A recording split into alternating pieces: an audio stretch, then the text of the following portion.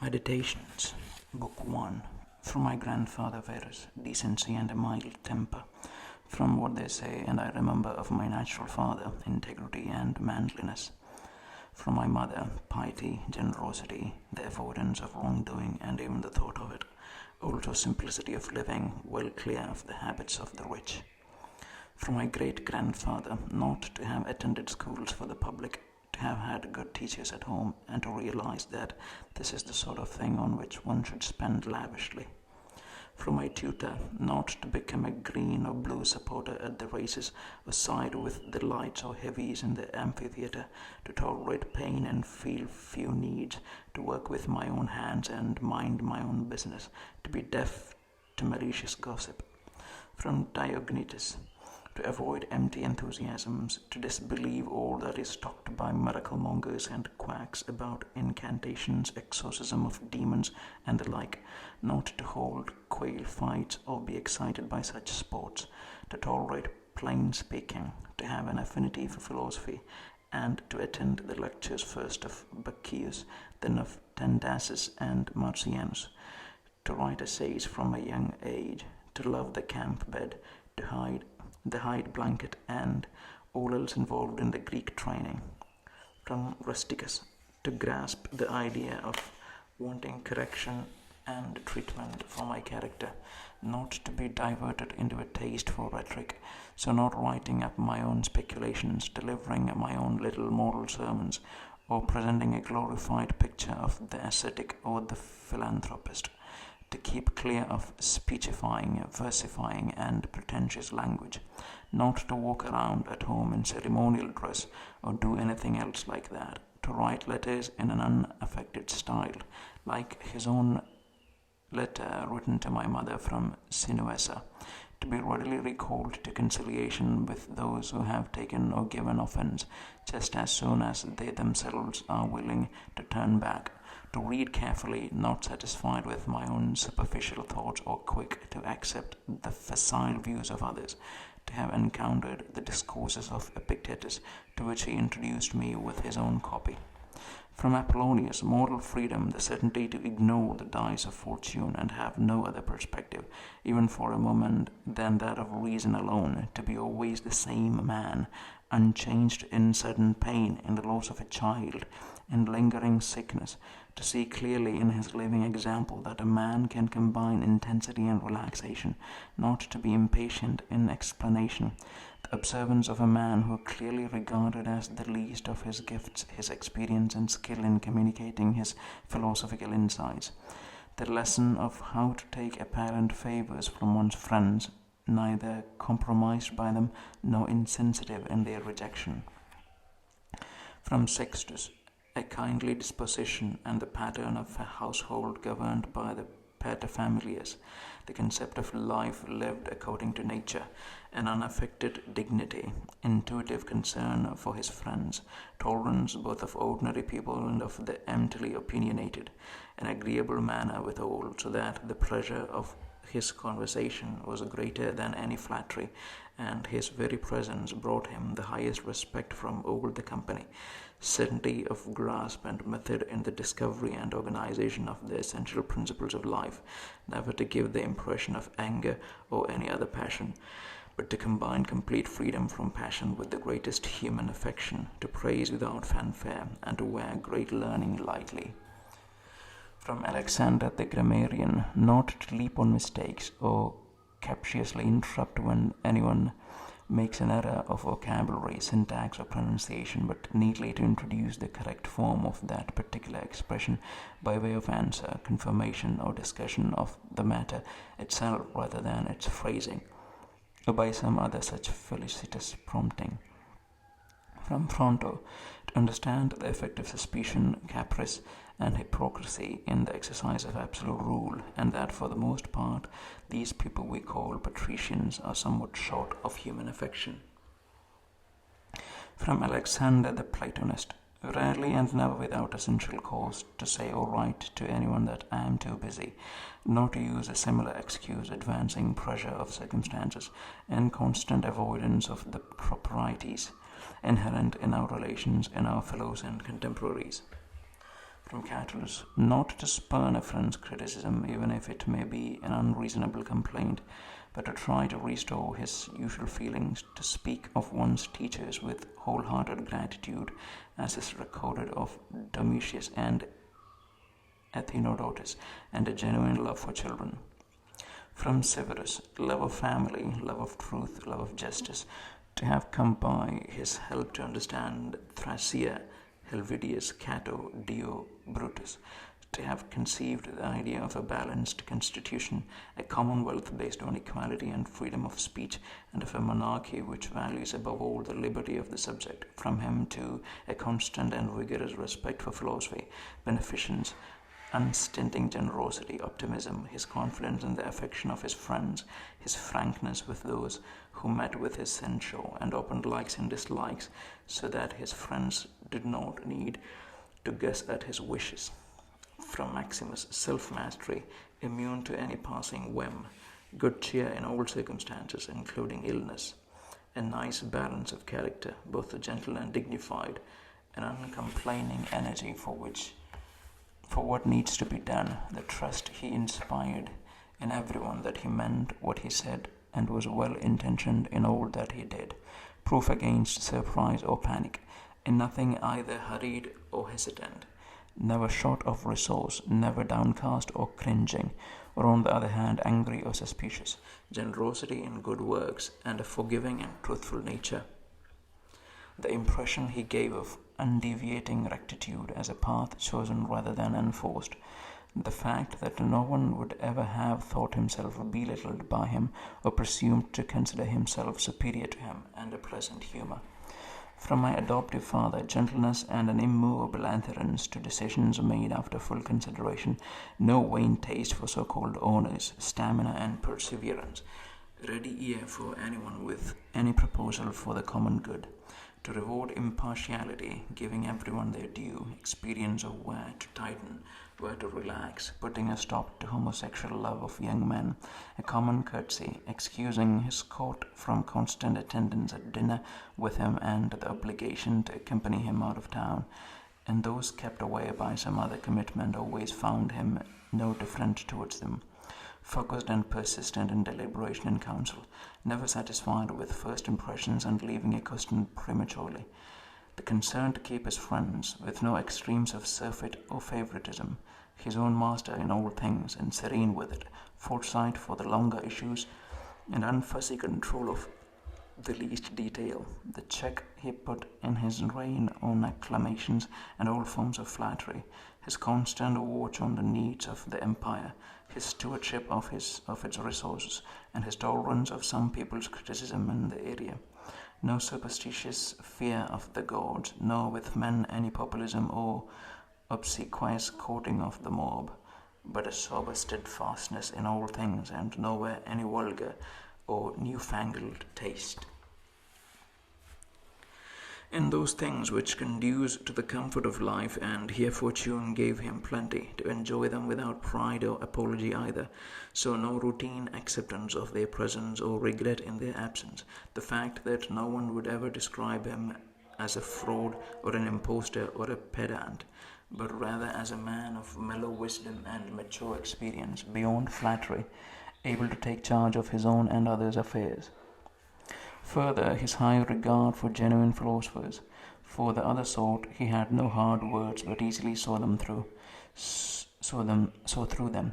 Sociability too, and a sense of humour, not taken to excess, sensible care of his own body, neither vain nor valetudinarian, but not neglectful either, so that his own attention to himself left very little need for doctors, doses, or applications. Most importantly, his readiness to defer ungrudgingly to those with some special ability, it might be in literary expression or the study of laws or customs or any other subject, and to give them his own active support to reach acknowledged eminence in their own specialities, acting always in accordance with tradition, yet not making the preservation of tradition an overt aim. Further, no liking for change and chance, but a settled habit in the same places and the same practices, to resume instantly after attacks of migraine, fresh again and vigorous for his usual work. not to keep many matters secrets to himself, only a very few exceptional cases, and those solely of state concern, sense and moderation in such things as the provision of shows, contracting of public works, doles and distributions, the acts of a man with an eye for precisely what needs to be done, not for the glory of its doing. He was not one to bathe at all hours. He had no urge to build houses. He was not particular about food, the material and color of his clothes, or youthful beauty in his slaves, the fact that his dress came from Lorium, sent up from his country house there, the many details of his way of life at Lanuvium, how he handled the apologetic customs of his in Tusculum, and all such modes of behavior.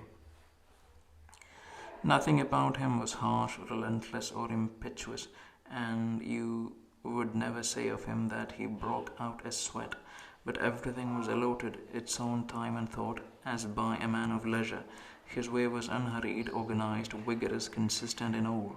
What is recorded of Socrates would apply to him too, that he could regulate abstinence and enjoyment, where many people are too weak-willed to abstain to enjoy too indulgently. Strength of character and endurance of or sobriety, as the case may be, signifies the man of full and indomitable spirit, as was shown by Maximus in his illness. From the gods, to have had good grandparents, good parents, a good sister, good teachers, good family, relatives and friends, almost everything, and that I do not blunder into offending any of them, even though I had the sort of disposition which might indeed have resulted in some such offence. Given the occasion, it was the grace of the gods that no set of circumstances likely to show me up ever arose, that I was not brought up any longer than I was with my grandfather's mistress, and that I kept my innocence, leaving sexual experience to the proper time, and indeed somewhat beyond it.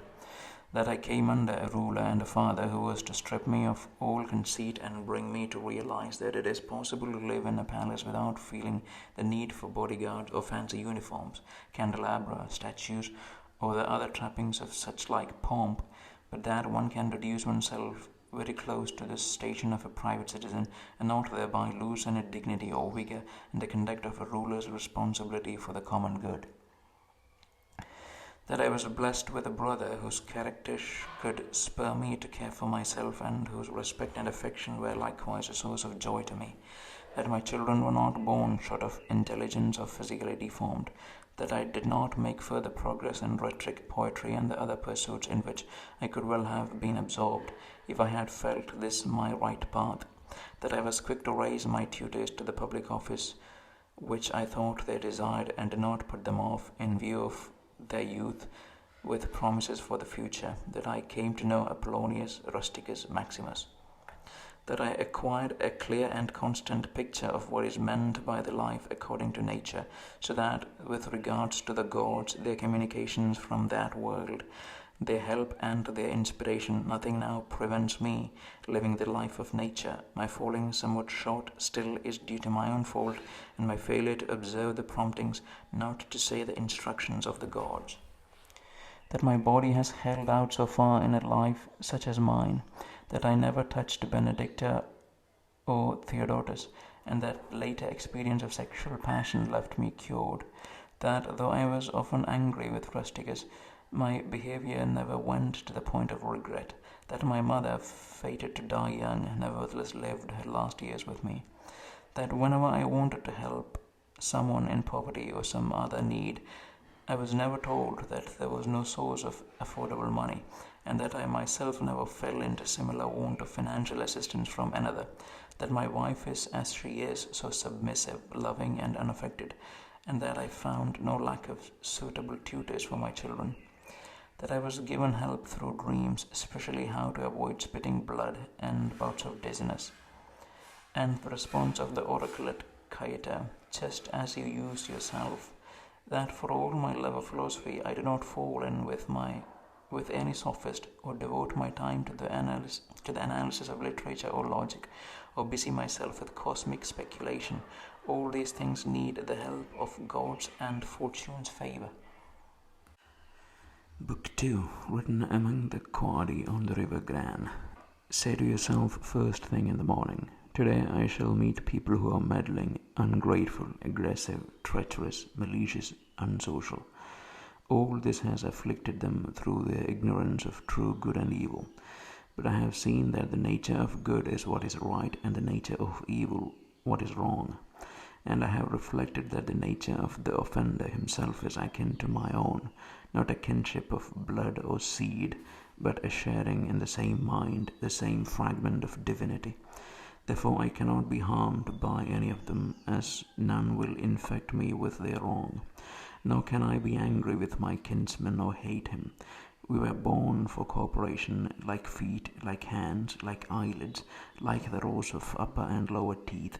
So to work in opposition to one another is against nature, and anger or rejection is opposition.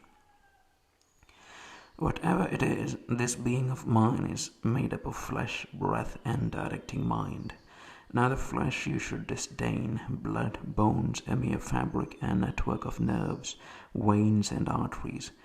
Consider too what breath is, wind, and not even a constant, but all the time being disgorged and sucked in again. That leaves the third part, the directing mind. Quit your books. No more hankering.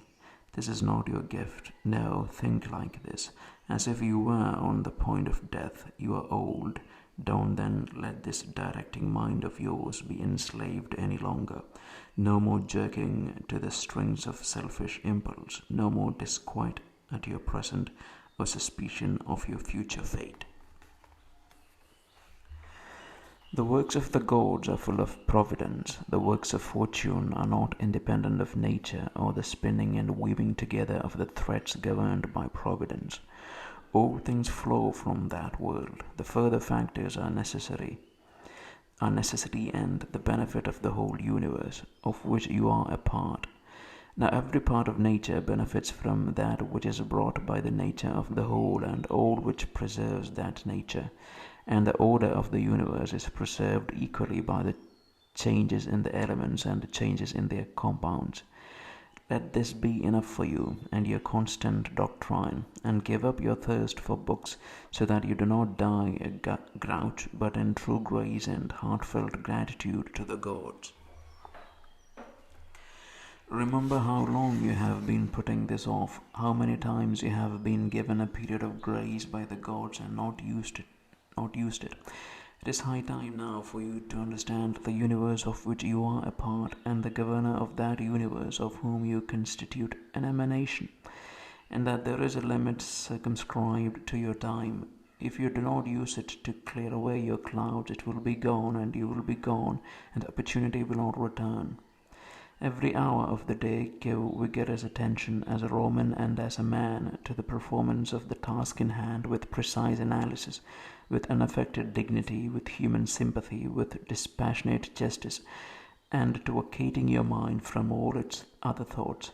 And you will achieve this vocation if you perform each action as if it were the last of your life, freed, that is, from all lack of aim, from all passion-led deviation from the ordinance of reason, from pretense, from love of self, from dissatisfaction with what fate has dealt you. You see how few things a man needs to master for the settled flow of a God-fearing life. The gods themselves ask nothing more of one who keeps these observances. Self-harm, my soul, you are doing self-harm, and you will have no more opportunity for self-respect. Life for each of us is a mere moment, and this life of yours is nearly over, while you still show yourself no honor, but let your own welfare depend on other people's souls. Do externals tend to distract you, then give yourself the space to learn some further good lesson and stop your wandering. That done, you must guard against the other sort of drift, those who are dead to life and have no aim for the direction of every impulse, and more widely, every thought, and drivellers in deed as well as word. Failure to read what is happening in another's soul is not easily seen as a cause of unhappiness, but those who fail to attend to the motions of their own soul are necessarily unhappy.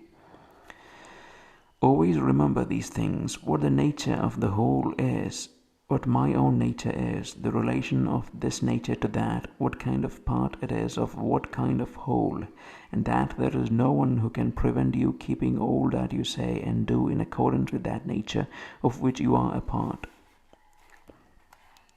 In this comparative ranking of sins, applying philosophy to the common man's distinctions, Theophrastus says that offences of lust are graver than those of anger, because it is clearly some sort of pain and involuntary spasm which drives the angry man to abandon reason, whereas the lust-led offender has given in to pleasure and seems somehow more abandoned and less manly in his wrongdoing.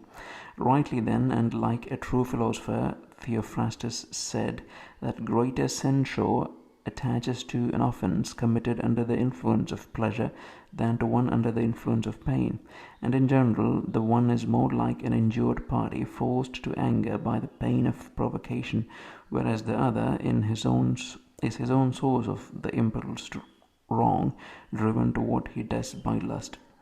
You might leave this life at any moment. Have this possibility in your mind in all that you do or say or think.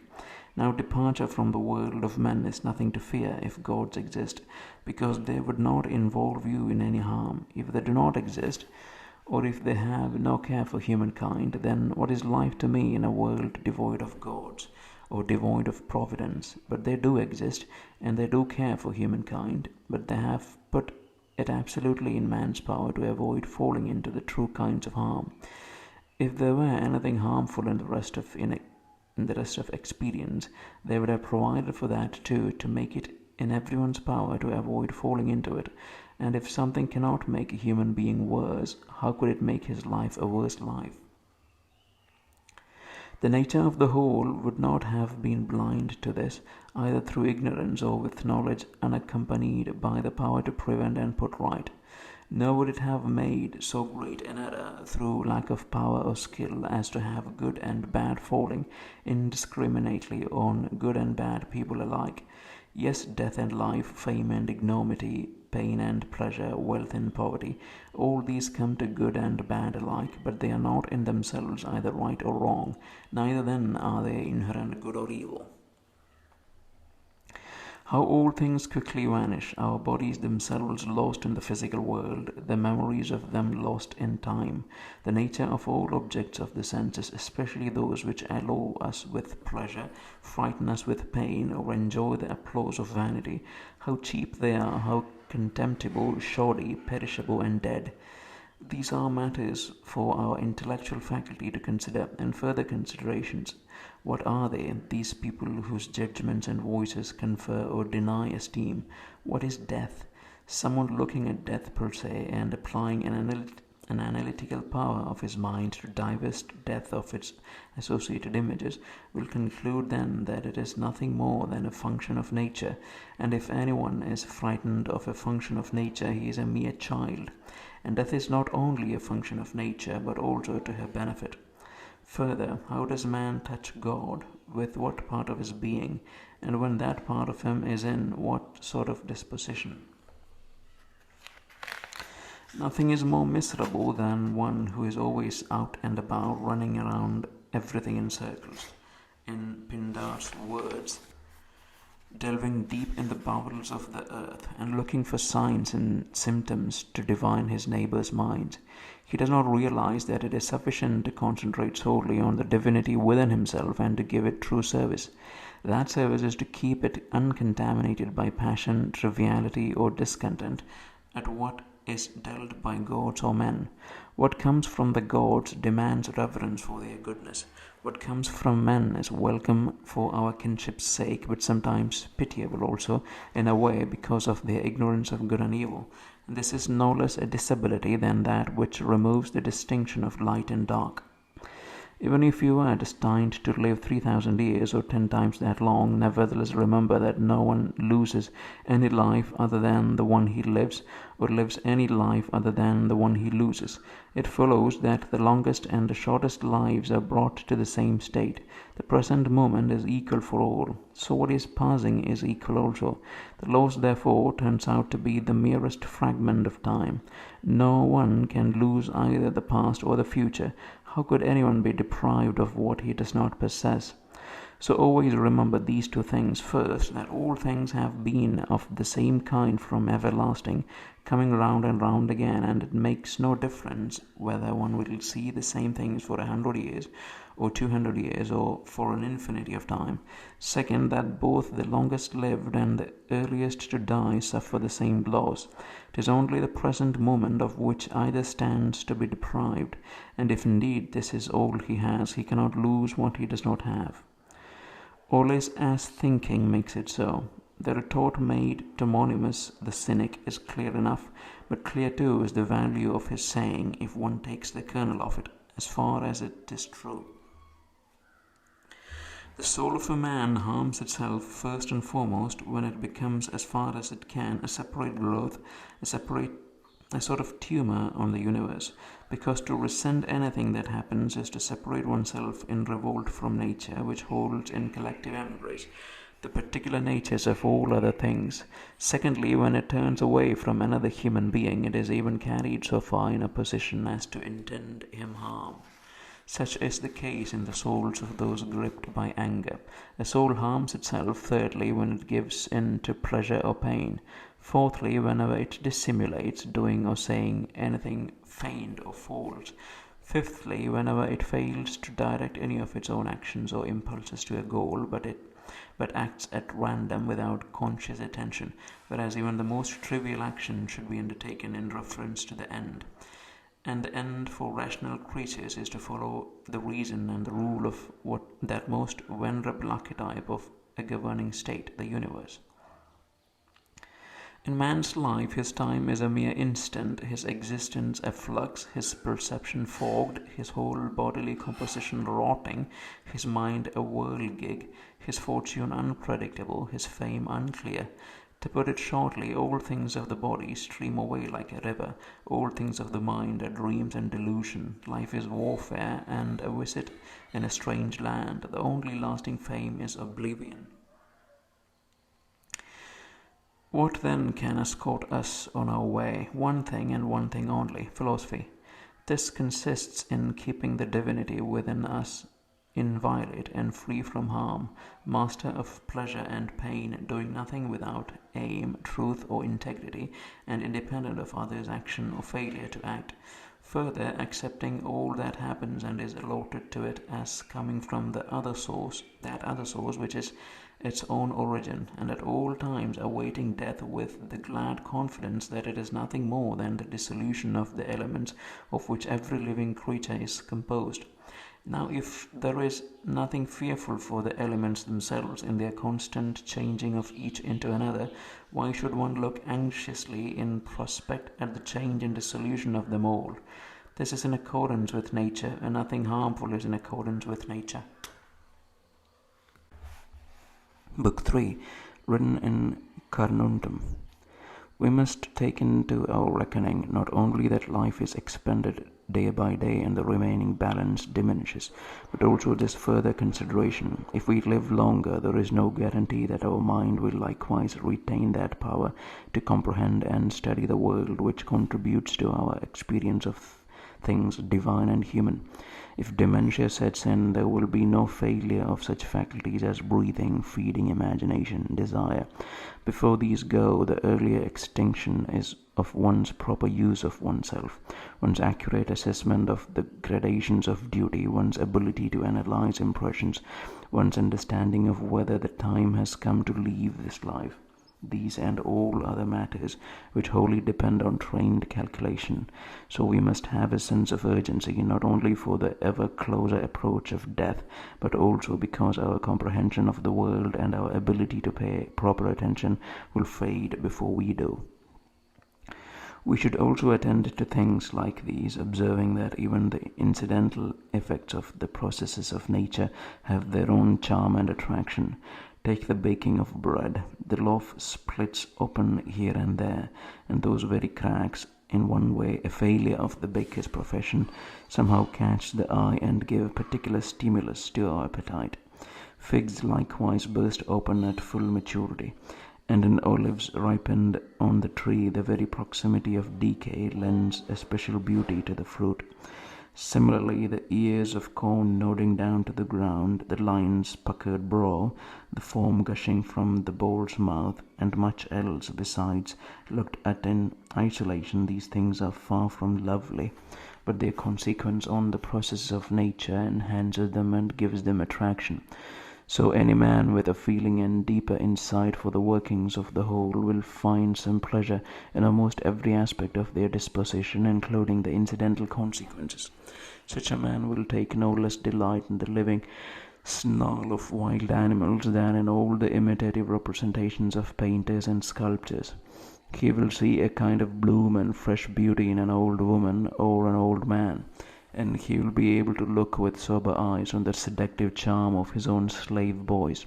Not all can share this conviction. Only one who has developed a genuine affinity for nature and her works, for him there will be many such perceptions.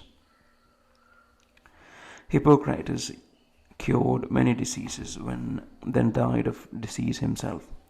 The Chaldean astrologers foretold the deaths of many people, then their own fated day claimed them. Alexander, Pompey, Julius Caesar annihilated whole cities time after time and slaughtered tens of thousands of horse and foot in the field of battle. And yet the moment came for them to depart this life. Heraclitus speculated long on the conflagration of the universe, but the water of dropsy filled his guts and he died caked in a poultice of cow dung. Vermin were the death of Democritus, and vermin of another sort killed Socrates. What of it then? You embarked, you set sail, you made port. Go ashore now. If it is to another life, nothing is empty of the gods, even on that shore, and if to insensibility you will cease to suffer pains and pleasures, no longer enthralled to a bodily vessel which is a master as far inferior as its servant is superior. One is mind and divinity, the other a clay of dust and blood. Do not waste the remaining part of your life in thoughts about other people, when you are not thinking with reference to some aspect of the common good. Why deprive yourself of the time for some other task? I mean, thinking about what so-and-so is doing and why, what he is saying or contemplating or plotting. And all that line of thought makes you stray from the close watch on your own directing mind. No, in the sequence of your thoughts, you must avoid all that is casual or aimless, and most particularly anything prying or malicious. Train yourself to think only those thoughts, such that in answer to the certain question, what is in your mind now, you could say with immediate frankness whatever it is, this or that, and so your answer can give direct evidence that all your thoughts are straightforward and kindly, the thoughts of a social being who has no regard for the fancies of pleasure or wider indulgence, for rivalry, malice, suspicion, or anything else that one would blush to admit was in one's mind. A man such as this, if he postpones no longer his ready place among the best, is in some way a priest and a minister of the gods. He responds to the divinity seated within him, and this renders the man unsullied by pleasures, unscathed by any pain, untouched by any wrong, unconscious of any wickedness, a wrestler for the greatest prize of all, to avoid being thrown by any passion, dyed to the core with justice, embracing with his whole heart all the experience allotted to him, rarely and only when there is great need for the common good, wondering what others may be saying or doing or thinking. He has only his own work to bring to fulfillment, and only his own fated allocation from the whole to claim his constant attention. As for his work, he makes it excellent. As for his lot, he is convinced it is good, and each person's appointed lot is both his fellow passenger and his driver.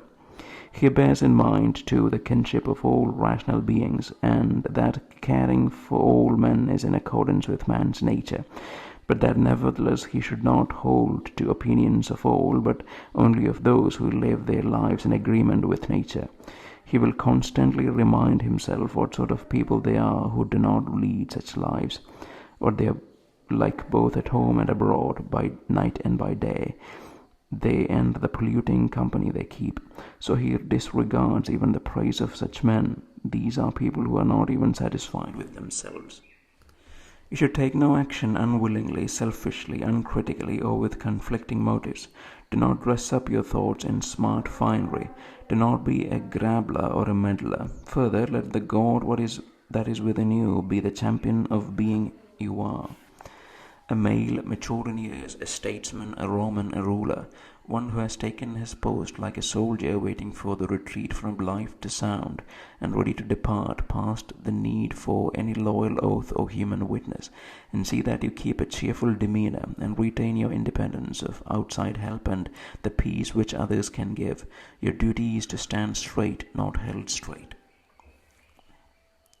If you discover in human life something better than justice, truth, self-control, courage, in short, something better than the self-sufficiency of your own mind, which keeps you acting in accord with true reason and accepts your inheritance of fate in all outside your choice, if, as I say, you can see something better than this, then turn to it with all your heart and enjoy it, this prime good you have found.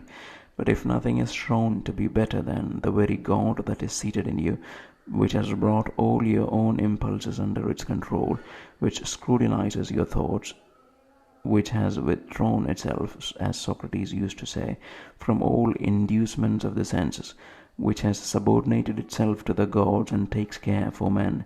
If you find all else by comparison with this small and paltry, then give no room to anything else. Once turned and inclined to any alternative, you will struggle thereafter to restore the primacy of that good which is yours and yours alone, because it is not right that the rational and social good should be rivaled by anything of a different order.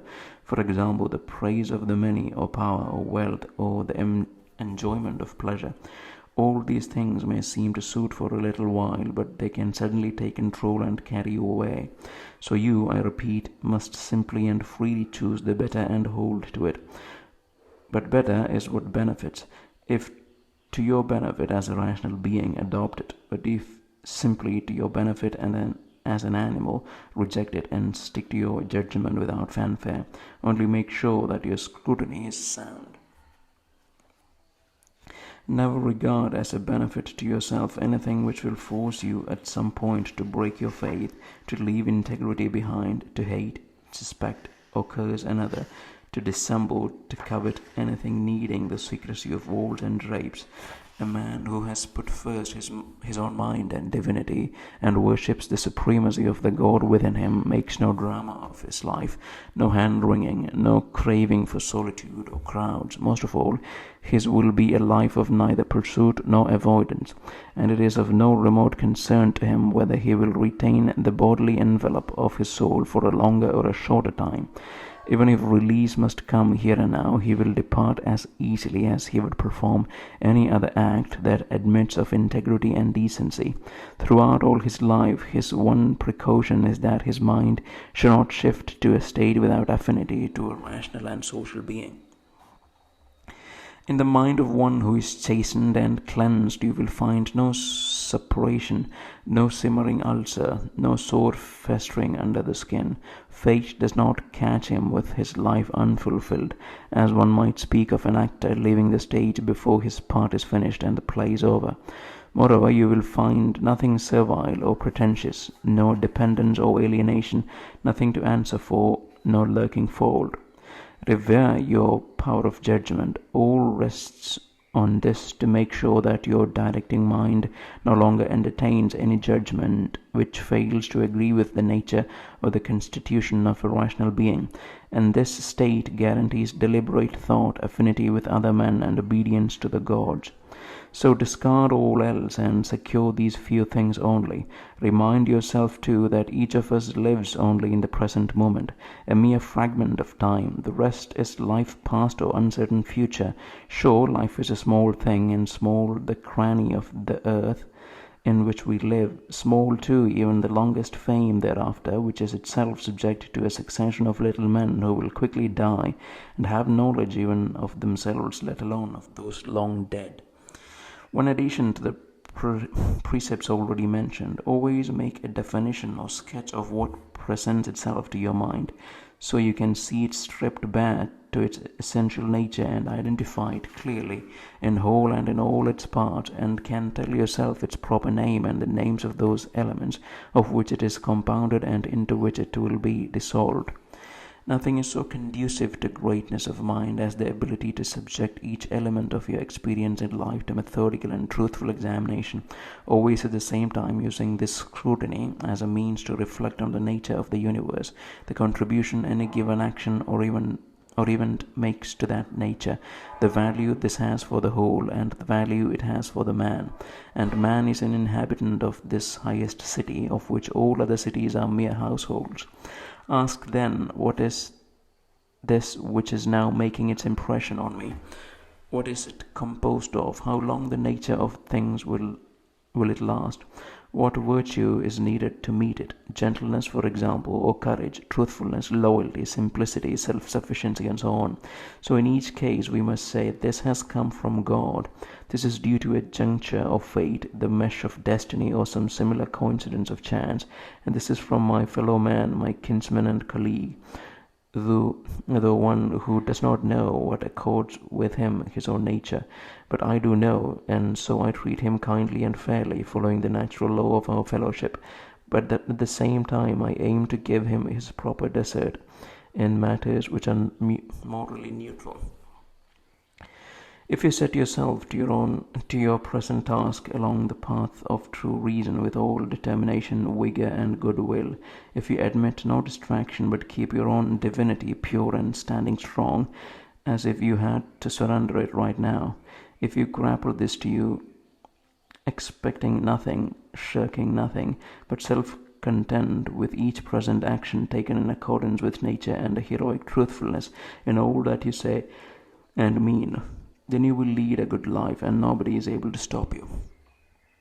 Just as doctors always have their instruments and knives at hand for any emergency treatment, so you should have your doctrines ready for the recognition of the divine and the human, and the performance of every action, even the smallest, in consciousness of the bond which unites the two. No action in the human context will succeed without reference to the divine, no vice versa. No more wandering. You are not likely to read your own jottings, your histories of the ancient Greeks and Romans, your extracts from their literature laid up for your old age. Hurry then to the end, abandon vain hopes, rescue yourself, if you have any care for yourself, while the opportunity is still there. They do not know all the meanings of theft, of sowing, of buying, of keeping at rest, of seeing what needs to be done. This is not for the eye, but for a different sort of vision. Body, soul, mind. To the body belongs sense perceptions, to the soul impulses, to the mind judgments. The receipt of sense impressions is shared with cattle. Response to the puppet strings of impulse is shared with wild beasts, with catamites, with a Phalaris or a Nero. Having the mind as guide to what appears appropriate action is shared with those who do not believe in the gods, those who betray their country, those who get up to anything behind closed doors. So if all else is held in common with the categories mentioned above, it follows that the defining characteristic of the good person is to love and embrace whatever happens to him along his thread of fate, and not to pollute the divinity which is seated within his breast, or trouble it with a welter of confused impressions, but to preserve its constant favor in proper allegiance to God, saying only what is true, doing only what is just. And if all people mistrust him for living a simple, decent, and cheerful life, he has no quarrel with any of them, and no diversion from the road which leads to the final goal of his life, To this he must come pure at peace, ready to depart in unforced harmony with his fate. Book 4.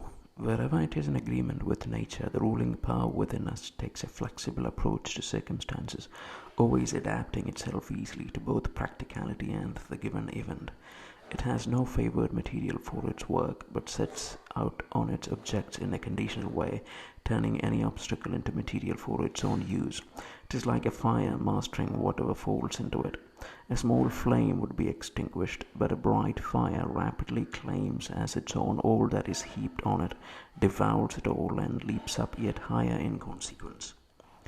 No action should be undertaken without aim or other than in conformity with the principle affirming the art of life. Men seek retreats for themselves, in the contrary, by the sea and the hills, and you yourself are particularly prone to the yearning. But all this is quite unphilosophic when it is open to you at any time you want to retreat into yourself. No retreat offers someone more quiet and relaxation than that into his own mind, especially if he can dip into thoughts there which put him at immediate and complete ease. And by ease I simply mean a well-ordered life. So constantly give yourself this retreat and renew yourself. The doctrines you will visit there should be few and fundamental, sufficient at one meeting to wash away all your pain and send you back free of resentment at what you must rejoin. And what is it you will resent? Human wickedness. Recall the conclusion that rational creatures are born for each other's sake, that tolerance is a part of justice, that wrongdoing is not deliberate. Consider the number of people who spent their lives in enmity, suspicion, hatred, outright war, and were then laid out for burial or reduced to ashes. Stop then, or will you fret at your allocation from the whole? Revisit the alternatives, providence or atoms, and the many indications that the universe is a kind of community. But will matters of the flesh still have their hold on you? Consider that the mind, once it has abstracted itself and come to know its own defining power, has no contact with the movement of the bodily spirit, be that smooth or troubled. And finally, remember all that you have heard and agreed about pain and pleasure. Well then, will a little fame distract you? Look at the speed of universal oblivion, the gulf of immeasurable time, both before and after, the vacuity of applause, the indiscriminate fickleness of your apparent supporters, the tiny room in which all this is confined. The whole earth is a mere point in space. What a minute cranny within this is your own habitation, and how many and what sort will sing your praises here? Finally, then, remember this retreat into your own little territory within yourself. Above all, no agonies, no tensions. Be your own master, and look at things as a man, as a human being, as a citizen, as a mortal creature. And here are two of the most immediately useful thoughts you will dip into. First, that things cannot touch the mind. They are external and inert. Anxieties can only come from your internal judgment. Second, that all these things you see will change almost as you look at them, and then will be no more. Constantly bring to mind all that you yourself have already seen changed. The universe is change, life is judgment. If mind is common to us all, then we have reason also in common, that which makes us rational beings. If so, then common too is the reason which dictates what we should or should not do. If so, then law too is common to us all. If so, then we are citizens. If so, we share in the constitution. If so, the universe is a kind of community. And what else could one say that the whole human race shares a common constitution? From there, then, this common city, we take our very mind, our reason, our law, from where else? Just as the earthly part of me has been derived from some earth, the watery from the next element, the air from my breath from some other source, the hot and fiery from its own origin, for nothing comes from nothing, nor returns to nothing. So the mind also has its source. Death, just like birth, is a mystery of nature, first a combination, then a dissolution of the same elements. Certainly no cause for shame, because nothing out of the order for an intelligent being or contrary to the principle of his constitution. With such people, such as Such an outcome is both natural and inevitable. If you wish it otherwise, you're hoping that figs will no longer produce their rennet. In any case, remember that in a very brief time both you and he will be dead, and shortly after not even your names will be left. Remove the judgment, and you have removed the thought, I am heard. Remove the thought, I am heard, and the herd itself is removed. What does not make a human being worse in himself cannot make his life worse either. It cannot harm him from outside or inside. The nature of the beneficial was found to act thus. All is right that happens in the world. Examine this saying carefully and you will find it true. I do not mean right simply in the context of cause and effect, but in the case of just, as if some adjudicator were assigning dues. So keep on observing this as you have started, and in all that you do combine doing it with being a good man and the specific conception of good man. Preserve this in every sphere of action. When someone does you wrong, do not judge things as he interprets them or would like you to interpret them. Just see them as they are in plain truth. Always have these two principles in readiness. First, to do only what the reason inherent in kingly and judicial power prescribes for the benefit of mankind. Second, to change your ground, if in fact there is someone to correct and guide you away from some notion. But this transference must always spring from a conviction of justice or the common good. And your preferred course must be likewise not simply for apparent pleasure or popularity. Do you possess reason? I do. Why not use it then? With reason doing its job, what else do you want? You have subsisted as a part of the whole. You will vanish into that which gave you birth, or rather you will be changed, taken up into the generative principle of the universe.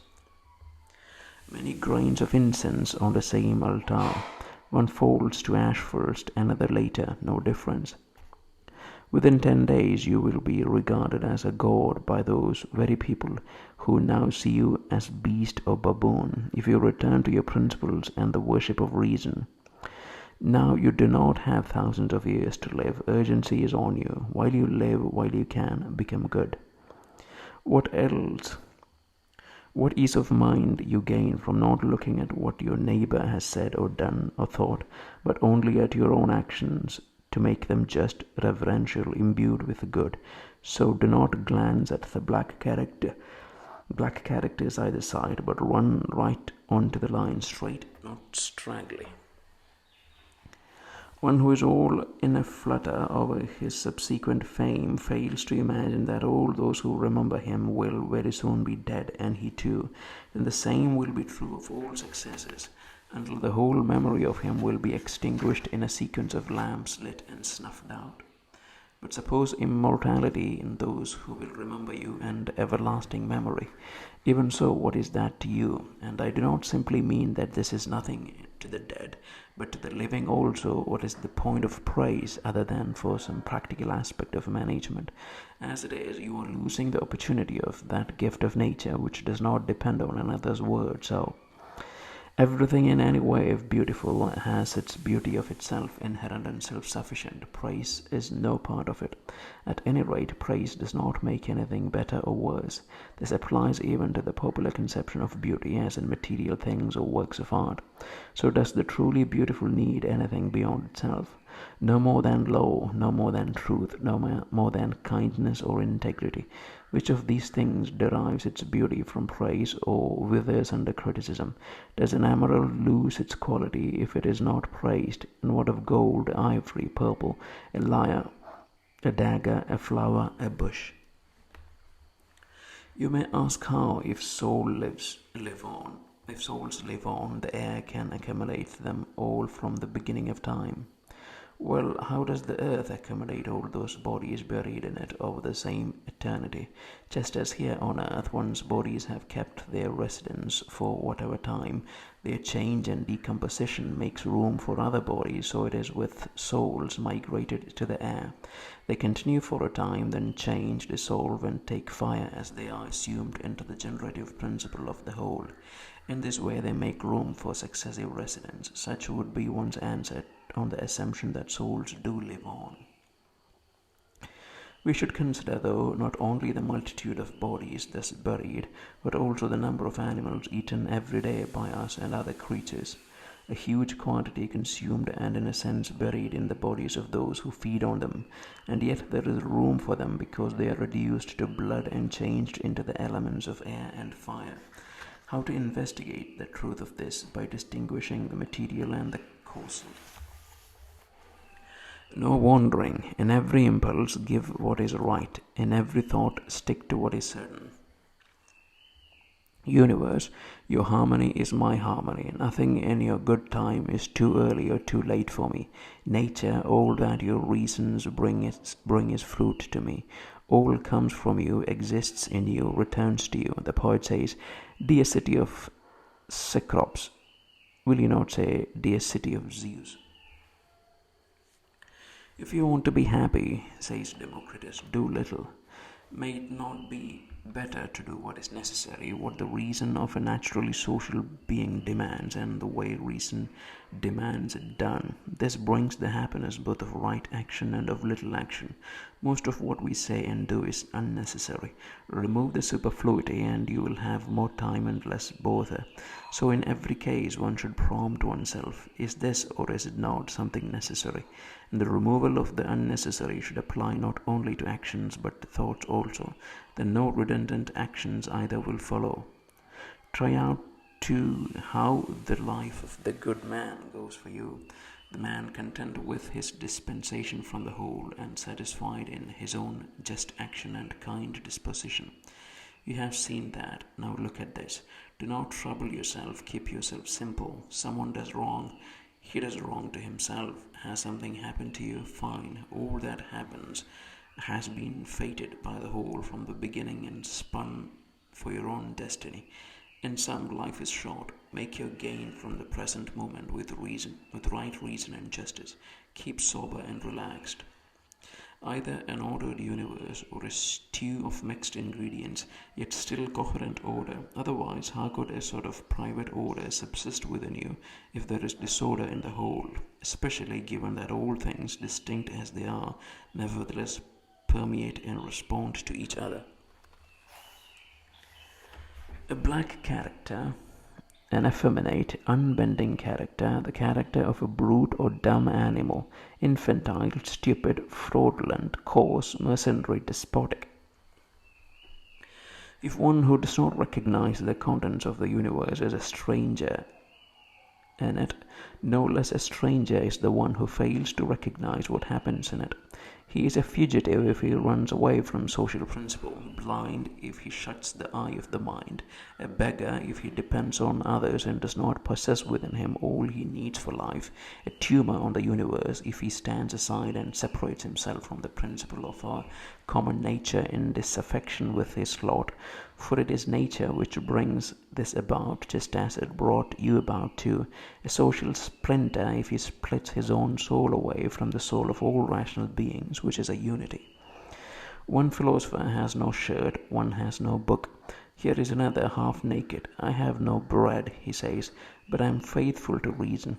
But I for my part have all the food of learning, and yet I am not faithful. Love the art which you have learned and take comfort in it. Go through the remainder of your life in sincere commitment of all your being to the gods and never making yourself tyrant or slave to any man. Consider, for example, the time of Vespasian. You will see everything the same: people marrying, having children, falling ill, dying, fighting, feasting, trading, farming, flattering, pushing, suspecting, plotting, praying for the death of others, grumbling at their lot, falling in love, storing up wealth, longing for consulships and kingships. And now that life of theirs is gone, vanished. Pass on again to the time of Trajan. Again everything the same, that life too is dead. Similarly, look at the histories of other eras and indeed whole nations and see how many lives of striving met with a quick fall and resolution into the elements. Above all, review in your mind those you have seen yourself in empty struggles, refusing to act in accord with their own natural constitution, to hold tight to it and find it sufficient. And in this context, you must remember that there is proportionate value in our attention to each action, so you will not lose heart if you devote no more time than they warrant to matters of less importance. Words in common use long ago are obsolete now, so too the names of those once famed are in a sense of obsolete. Camillus, Casso, Volusius, Dentatus, a little later Scipio and Cato, then Augustus too, then Hadrian and Antoninus. All things fade and quickly turn to myth. Quickly too utter oblivion drowns them. And I am talking of those who shone with some wonderful brilliance. The rest, once they have breathed their last, are immediately beyond sight, beyond knowledge. But what in any case is everlasting memory? Utter emptiness. So where should a man direct his endeavour? Here only: a right mind, action for the common good, speech incapable of lies, a disposition to welcome all that happens as necessary, intelligible, flowing from an equally intelligible spring of origin. Gladly surrender yourself to Clotho. Let her spin your thread into whatever web she wills. All is ephemeral, both memory and the object of memory. Constantly observe all that comes about through change, and habituate yourself to the thought that the nature of the whole loves nothing so much as to change one form of existence into another, similar but new. All that exists is in a sense the seed of its successor, but your concept of seed is simply what is put into the earth or the womb. That is very unphilosophic thinking. Your death will soon be on you, and you are not yet clear-minded or untroubled, or free from the fear of external harm, or kindly to all people, or convinced that justice of action is the only wisdom. Look into their directing minds, observe what even the wise will avoid or pursue. Harm to you cannot subsist in another's directing mind, nor indeed in any turn or change of circumstance. Where, then, in that part of you which judges harm? So no such judgment, and all is well, even if what is closest to it, your own body, is subjected to knife or cautery, or left to suppurate or mortify, even so that faculty in you which judges these things should stay untroubled. That is, it should assess nothing either bad or good, which can happen equally to the bad man or the good, because what can happen to a man, irrespective of his life's conformity to nature, is not of itself either in accordance with nature or contrary to it. Think always of the universe as one living creature comprising one substance and one soul.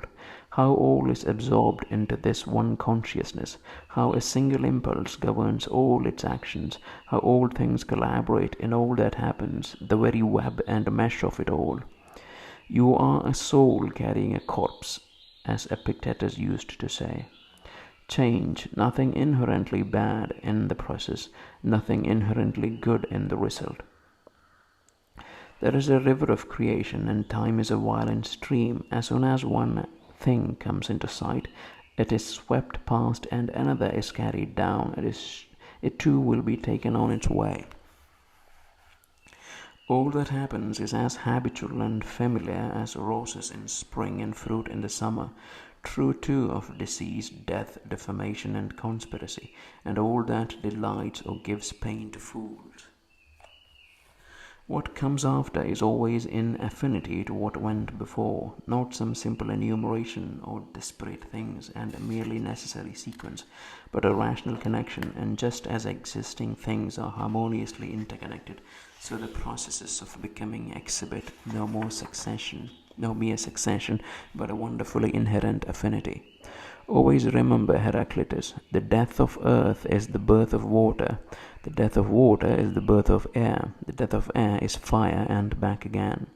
Remember too his image of the man who forgets his way home, his saying that men are at odds with their most constant companion, the reason which governs all things, that their everyday experience takes them by surprise, that we must not act or speak as if asleep, and sleep brings the illusion of speech and action, and that we should not be like children with their parents, simply accepting what we are told.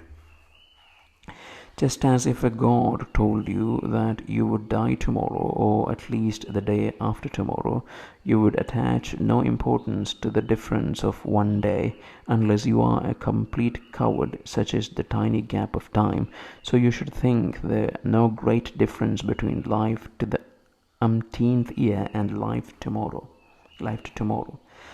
Think constantly how many doctors have died after knitting their brows over their own patients, how many astrologers after predicting the deaths of others as if death were something important, how many philosophers after endless deliberation on death or immortality, how many heroes after the many others they killed, how many tyrants after using their power over men's lives with monstrous insolence, as if they themselves were immortal.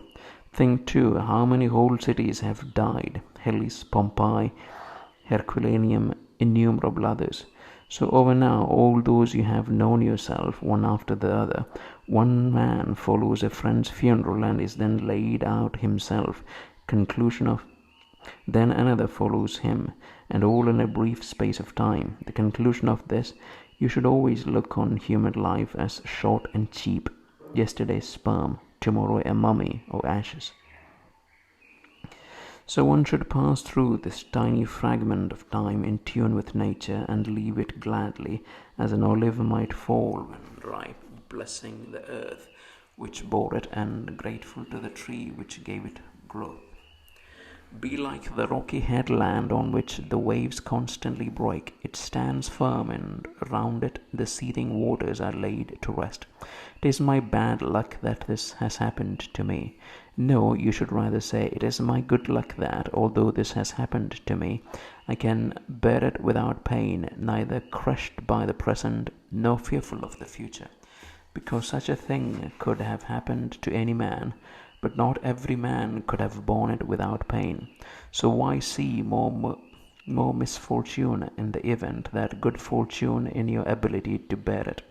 Or in general, would you call anything a misfortune for a man which is not a deviation from man's nature, or anything a deviation from man's nature which is not contrary to the purpose of his nature? Well then, you have learned what that purpose is. Can there be anything then in this happening which prevents you being just, high-minded, self-controlled, intelligent, judicious, truthful, honorable, and free, or any other of those attributes whose combination is the fulfillment of man's proper nature? So in all future events which might induce sadness, remember to call on this principle. This is no misfortune, but to bear it true to yourself is good fortune. An unphilosophic but nonetheless effective help to putting death in its place is to run over the list of those who have clung long to life. What did they gain over the untimely dead? At any rate, they are all in their graves by now. Caedicianus, Fabius, Julianus, Lepidus, and all others like them who took part in many funerals and then their own. In truth, the distance we have to travel is small, and we drag it out with such labor, in such poor company, in such a feeble body. No great thing, then. Look behind you at the huge gulf of time and another infinity ahead. In this perspective, what is the difference between an infant of 3 days and a nester of 3 generations? Always run on the short road, and nature's road is short. Go then for the healthiest in all you say and do. Such a purpose releases a man from the labors of service, from all need to manage or impress. Book 5. At break of day, when you are reluctant to get up, have this thought ready to mind. I am getting up for a man's work. Do I still then resent it? If I am going out to do what I was born for, the purpose for which I was brought into the world? Or was I created to wrap myself in blankets and keep warm? But this is more pleasant. Were you then born for pleasure, all for feeling, not for action? Can you not see plants, birds, ants, spiders, bees, all doing their own work, each helping in their own way to order the world? And then you do not want to do the work of a human being. You do not hurry to the demands of your own nature, but one needs rest too. One does indeed, I agree. But nature has set limits to this too, just as it has to eating and drinking, and yet you go beyond these limits, beyond what you need, not in your actions, though not any longer. Here you stay below your capability. The point is that you do not love yourself, otherwise, you would love both your own nature and her purpose for you. Other men love their own pursuit and absorb themselves in its performance to the exclusion of bath and food. But you have less regard for your own nature than the smith has for his metalwork, the dancer for his dancing, the money grubber for his money, the exhibitionist for his little moments of fame. Yet these people, when impassioned, give up food and sleep for the promotion of their pursuits, and you think social action less important, less worthy of effort. How easy it is to drive away or obliterate from one's mind every impression which is troublesome or alien, and then to be immediately in perfect calm. Judge yourself entitled to any word or action which is in accord with nature, and do not let any subsequent criticism or persuasion from anyone talk you out of it. No, if it was a good thing to do or say, do not revoke your entitlement. Those others are guided by their own minds and pursue their own impulses. Do not be distracted by any of this, but continue straight ahead, following your own nature and universal nature. These two have one and the same path. I travel on by nature's path until I fall and find rest, breathing my last into that air from which I draw my daily breath, and falling on that earth which gave my father his seed, my mother her blood, my nurse her milk, the earth which for so many years has fed and watered me day by day, the earth which bears my tread and all the ways in which I abuse her. They cannot admire you for intellect, granted, but there are many other qualities of which you cannot say, but that is not the way I am made. So display those virtues which are wholly in your own power: integrity, dignity, hard work, self-denial, contentment, frugality, kindness, independence, simplicity, discretion, magnanimity. Do you not see how many virtues you can already display without any excuse of lack of talent or aptitude, and yet you are still content to lag behind? Or does the fact that you have no inborn talent oblige you to grumble, to scrimp, to toady, to blame your poor body, to suck up, to brag, to have your mind in such turmoil? No, by heaven, it does not. You could have got rid of all this long ago, and only be charged, if charge there is, with being rather slow and dull of comprehension. And yet even this can be worked on, unless you ignore or welcome your stupidity. One sort of person, when he has done a kindness to others, is quick also to chalk up the return due to him. A second is not so quick in that way, but even so he privately thinks of the other as his debtor, and is well aware of what he has done. A third sort is in a way not even conscious of his action, but is like the vine which has produced grapes and looks for nothing else once it has borne its own fruit. A horse that has raced, a dog that has tracked, a bee that has made honey, and a man that has done good. None of these knows what they have done, but they pass on to the next action, just as the vine passes on to bear grapes again in due season. So you ought to be one of those who, in a sense, are unconscious of the good they do. Yes, he says, but this is precisely what one should be conscious of, because it defines the social being to be aware of his social action, and indeed to want his fellow to be aware of it also. True, but you misunderstand the point I am now making, and for that reason you will fall into one of the first categories I mentioned. They too are misled by some sort of plausible logic, but if you want to follow my meaning, don't fear that this will lead you to any deficiency of social action. A prayer of the Athenian people: "Rain, rain, dear Zeus, rain on the cornfields and the plains of Athens." Prayer should be thus simple and open, or not at all.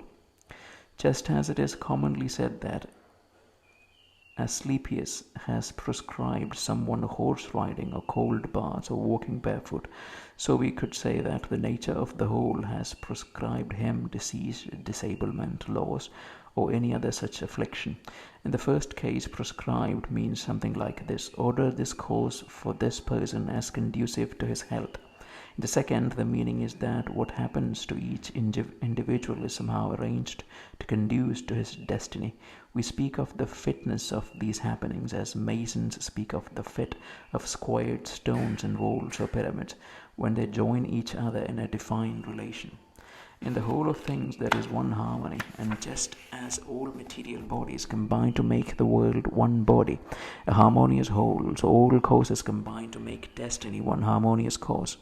Even quite unsophisticated people intuit what I mean. They say, fate brought this on him. Now if brought also prescribed, so let us accept these prescriptions just as we accept those of Asclepius. Many of them too are harsh, but we welcome them in the hope of help.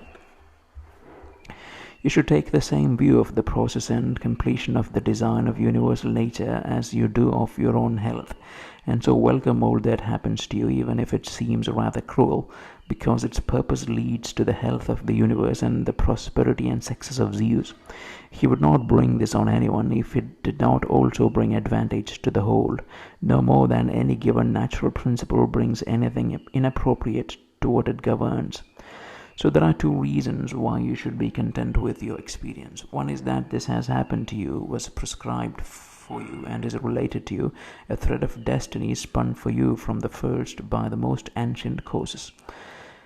The second is that what comes to each individual is a determining part of the welfare, the perfection, and indeed the very coherence of that which governs the whole, because the complete whole is maimed if you sever even the tiniest fraction of its connection and continuity.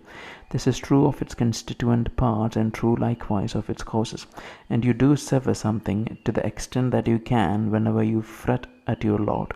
This is in a sense a destruction. Do not give up in disgust or impatience if you do not find action on the right principles consolidated into a habit in all that you do. No, if you have taken a fall, come back again and be glad if most of your actions are on the right side of humanity, and love what you return to. Do not come back to philosophy as a schoolboy to tutor, but rather as a man with ophthalmia returns to his sponge and salve, or another to his poultice or lotion. In this way you will prove that obedience to reason is no great burden but a source of relief. Remember too that philosophy wants only what your nature wants, whereas you are wanting something unnatural to you. Now, what could be more agreeable than the needs of your own nature? This is the same way that pleasure trips us. But look and see whether there is not something more agreeable in magnanimity, generosity, simplicity, consideration, piety. And what is more agreeable than wisdom itself when you reflect on the show and constant flow of our faculty for application and understanding? Realities are wrapped in such a veil, as it were, that several philosophers of distinction have thought them altogether beyond comprehension, while even the Stoics think them hard to comprehend, and every assent we may give to our perceptions is fallible. The infallible man does not exist. Pass then to the very objects of our experience, how short-lived they are, how shoddy, a catamite, a whore, a thief could own them.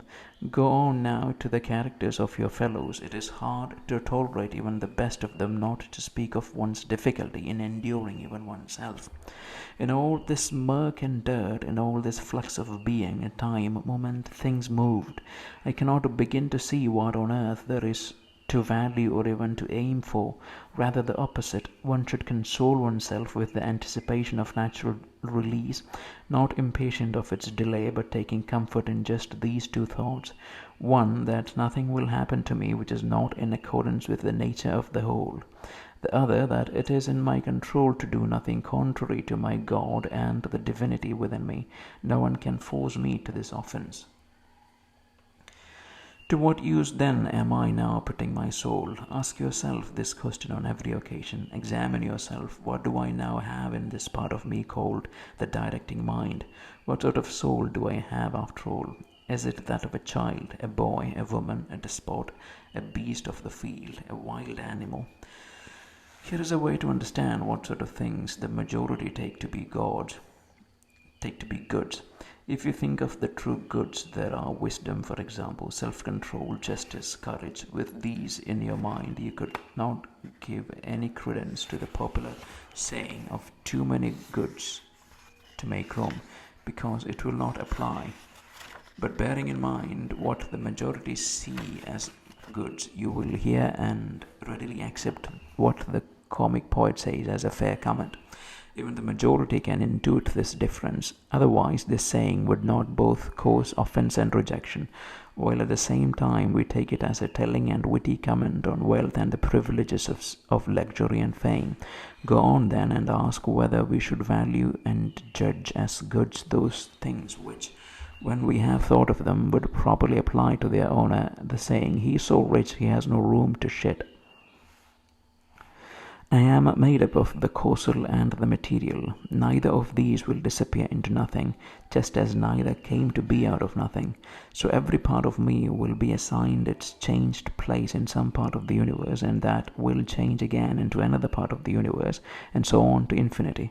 A similar sequence of change brought me into existence and my parents before me, and so back in another infinity of regression. Nothing forbids this assertion, even if the universe is subject to the completion of cycles.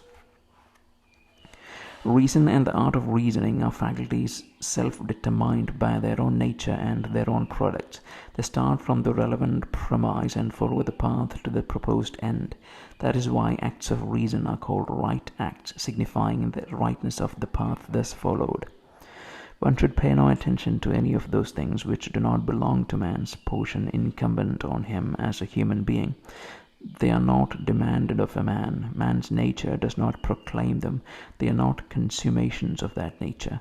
Therefore, they do not constitute man's end either, nor yet any means to that end. That is good. Further, if any of these things were incumbent on a man, then it would not have been incumbent on him to disdain or resist them. We would not commend the man who shows himself free from need of them. If these things were truly goods, a man who fails to press for his full share of any of them could not be a good man.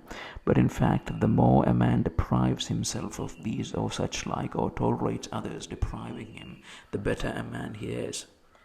Your mind will take on the character of your most frequent thoughts. Souls are dyed by thoughts, so dye your own with a succession of thoughts like these. For example, where life can be lived, so can a good life, but life can be lived in a palace, therefore a good life can be lived in a palace.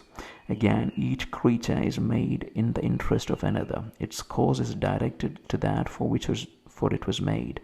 Its end lies in that to which its cause is directed, and where its end is, there also for each is its benefit and its good. It follows that the good for a rational creature is community. It has long been shown that we are born for community. Or was it not clear that inferior creatures are made in the interest of the superior, and the superior in the interest of each other? But animate is superior to inanimate, and rational to the merely animate. To pursue the impossible is madness, and it is impossible for bad men not to act in character. Nothing happens to any creature beyond its own natural endurance. Another has the same experience as you, either through failure to recognize what has happened to him or in a display of courage. He remains calm and untroubled. Strange then that ignorance and pretension should be stronger than wisdom. Things of themselves cannot touch the soul at all. They have no entry to the soul and cannot turn or move it.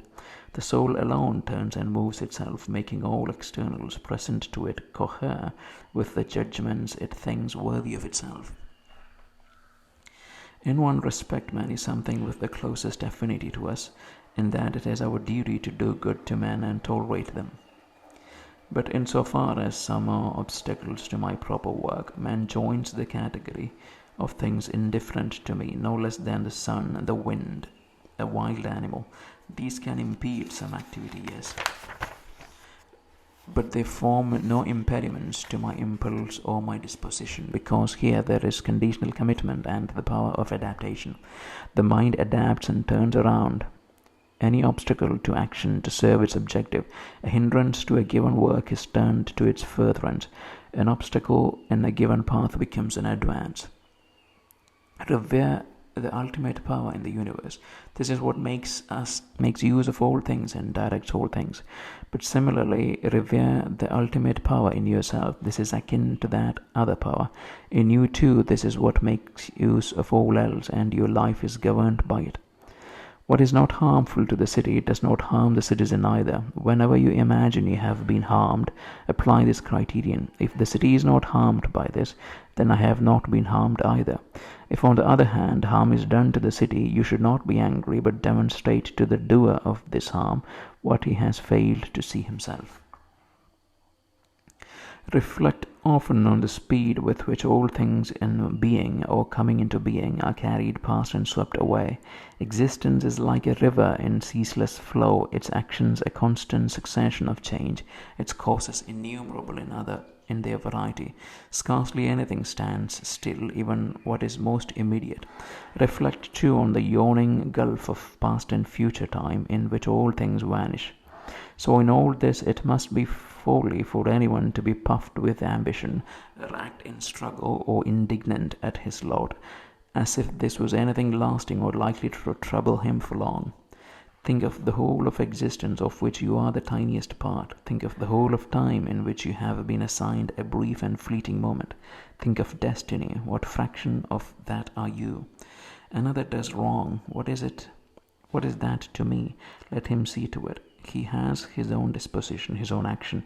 I have now what universal nature wishes me to have now, and do what my own nature wishes me to do now. The directing and sovereign part of your soul must stay immune to any current in the flesh, either smooth or troubled, and keep its independence. It must define its own sphere and confine those affections to the parts they affect. When, though, as must happen in a composite unity, these affections are transmitted to the mind along the reverse route of sympathy, then you must not try to deny the perception of them. But your directing mind must not of itself add any judgment of good or bad. Live with the gods. He lives with the gods who consistently shows them his soul, content with its lot, and performing the wishes of that divinity, that fragment of itself which Zeus has given each person to guard and guide him. In each of us this divinity is our mind and reason.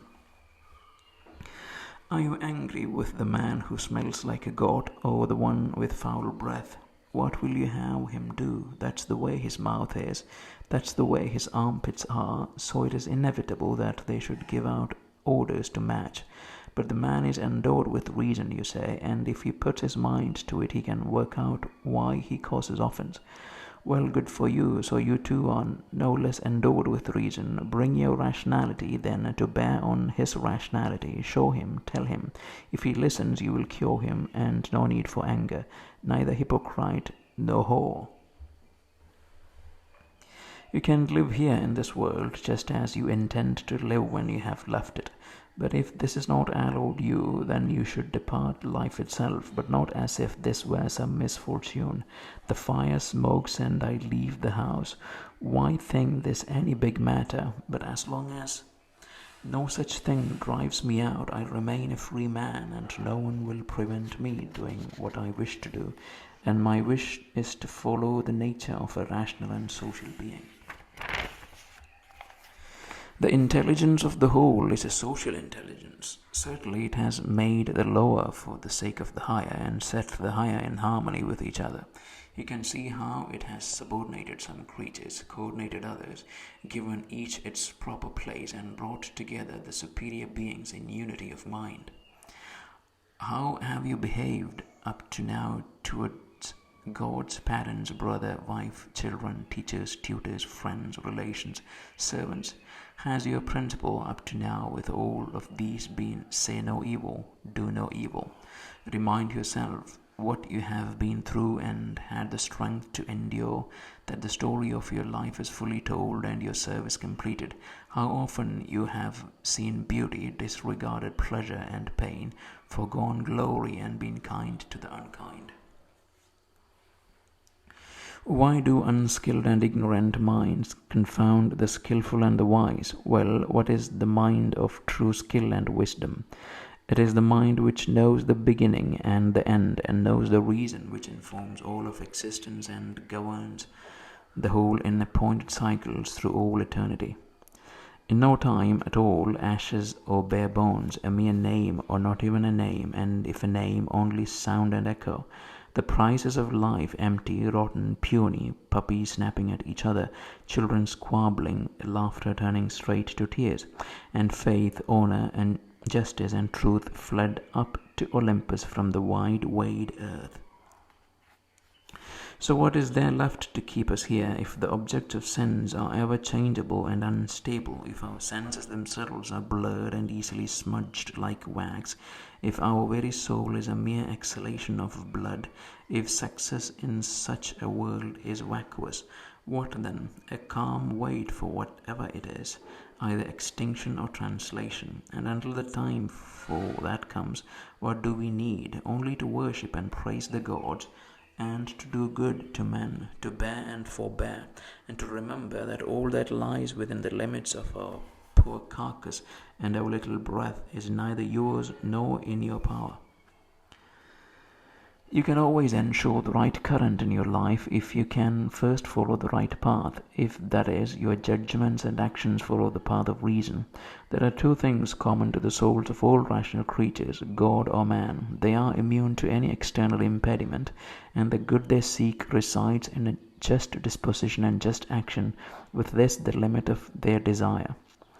If this is no wrongdoing of mine, nor the result of any wrong done to me, and if the community is not harmed, then why do I let it trouble me? And what is the harm that can be done to the community? Don't let the impression of other people's grief carry you away indiscriminately. Help them, yes, at best you can, and as the case deserves, even if their grief is for the loss of something indifferent. But do not imagine their loss as any real harm.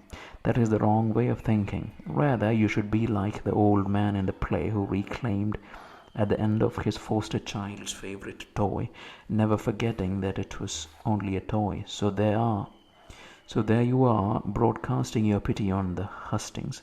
Have you forgotten, man, what these things are worth? Yes, but they are important to these folk. Is that any reason for you to join their folly? There was a time when I met luck at every turn, but luck is the good fortune you determine for yourself, and good fortune consists in good inclinations of the soul, good impulses, good actions. Book 6. The substance of the whole is passive and malleable, and the reason directing this substance has no cause in itself to do wrong, as there is no wrong in it. Nothing it creates is wrongly made, nothing harmed by it. All things have their beginning and their end in accordance with it. If you are doing your proper duty, let it not matter to you whether you are cold or warm, whether you are sleepy or well slept, whether men speak badly or well of you, even whether you are on the point of death or doing something else. Because even this, the act in which we die, is one of the acts of life, and so here too it suffices to make the best move you can.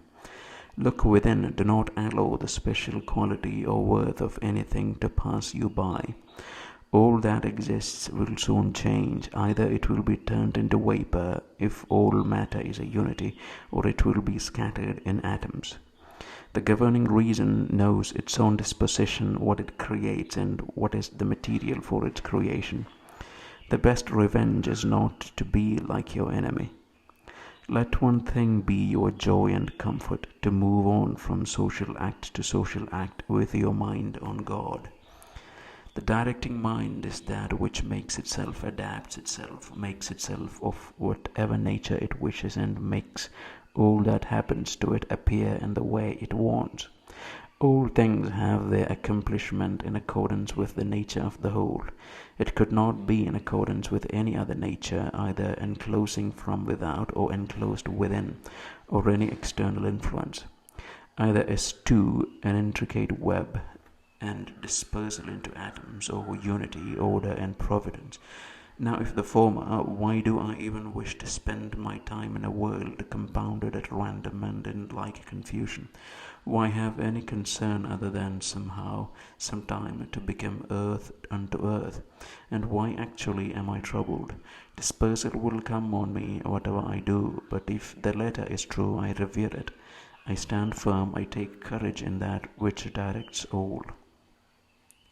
When circumstances force you to some sort of distress, quickly return to yourself. Do not stay out of rhythm for longer than you must. You will master the harmony the more by constantly going back to it. If you had a stepmother and a mother at the same time, you would pay attention to your stepmother, but nevertheless your constant recourse would be to your mother. That is now how it is with the court and philosophy. So return to philosophy again and again, and take your comfort in her. She will make the other life seem bearable to you, and you bearable in it. How good is it when you have roast meat or such like foods before you to impress on your mind that this is the dead body of a fish, this is the dead body of a bird or pig, and again that the Falernian wine is the mere juice of grapes, and your purple-edged robe simply the hair of a sheep soaked in shellfish blood, and in sexual intercourse that it is no more than the friction of a membrane and a spurt of mucus ejected. How good these perceptions are at getting to the heart of the real thing and penetrating through it, so you can see it for what it is. This should be your practice throughout all your life. When things have such a plausible appearance, show them naked, see their shoddiness, strip away their own boastful account of themselves. Vanity is the greatest seducer of reason. When you are most convinced that your work is important, that is when you are most under its spell. See, for example, what Crates says about Xenocrates. Most of the things valued by the masses come under the categories of what is sustained by cohesion, minerals, timber, or natural growth, figs, wines, olives. What is valued by the slightly more advanced belongs to the class of things sustained by a principle of life, such as flocks and herds, or the bare ownership of a multitude of slaves. The things valued by yet more refined people are those sustained by the rational soul. Not, however, reason as such, but reason expressed in craftsmanship or some other skill. But the man who fully esteems the soul as both rational and political no longer has any regard for those other things, but above all else keeps his own soul in a constant state of rational and social activity, and cooperates to that end with his like. Some things are hurrying to come into being, others are hurrying to be gone, and part of that which is being born is already extinguished. Flows and changes are constantly renewing the world, just as the ceaseless passage of time makes eternity ever young. In this river, then, where there can be no foothold, what should anyone prize of all that races past him? It is as if he were to begin to fancy one of the little sparrows that fly past, but already it is gone from his sight. Indeed, this is the nature of our very lives, as transient as the exhalation of vapour from the blood or a breath drawn from the air. No different from a single breath taken in and returned to the air, something which we do every moment. No different is the giving back of your whole power of breathing acquired at your birth just yesterday or thereabouts, to that world from which you first drew it. There is nothing to value in transpiring like plants or breathing like cattle and wild creatures, nothing in taking the stamp of sense impressions or jerking to the puppet strings of impulse, nothing in herding together or taking food. This last is no better than avoiding the wastes of that food. What then is to be valued? Applause? No, not therefore the applause of tongues either. The praise of the masses is the mere rattle of tongues. So you have jettisoned trivial glory too. What remains to be valued? To my mind, it is to act or refrain from action according to our own proper constitution, something to which skills and crafts show the way. Every craft seeks to make its products suit the purpose for which it is produced. It is the aim of the gardener, the wine dresser, the breaker of horses, the dog trainer, and what is the end to which the training of children and their teaching strives. So this is the true value, and if this is firmly held, you will not be set on acquiring any of the other things for yourself. Will you not then cease to value much else besides? Otherwise you will not be free or self-sufficient or devoid of passion. You will need to be envious and jealous, to suspect those who have the power to deprive you of these things, and to intrigue against people who possess what you value. In short, anyone who feels the need of any of these things is necessarily sullied, and what is more, he will often be driven to blame the gods too. But reverence of your own mind and the value you give to it will make you acceptable to yourself, in harmony with your fellows, and consonant with the gods, that is, praising all that they assign and have disposed. Up, down, and round are the motions of the elements, but the movement of active virtue follows none of these. It is something more divine, and it journeys on to success along a path hard to understand. What a way to behave! They refuse to speak well of people who live as their contemporaries and in their company, but they set great store by their own good name among future generations which they have never seen or never will see.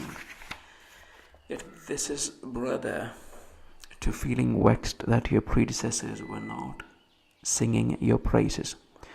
Do not imagine that if something is hard for you to achieve, it is therefore impossible for any man, but rather consider anything that is humanly possible and appropriate to lie within your own reach too.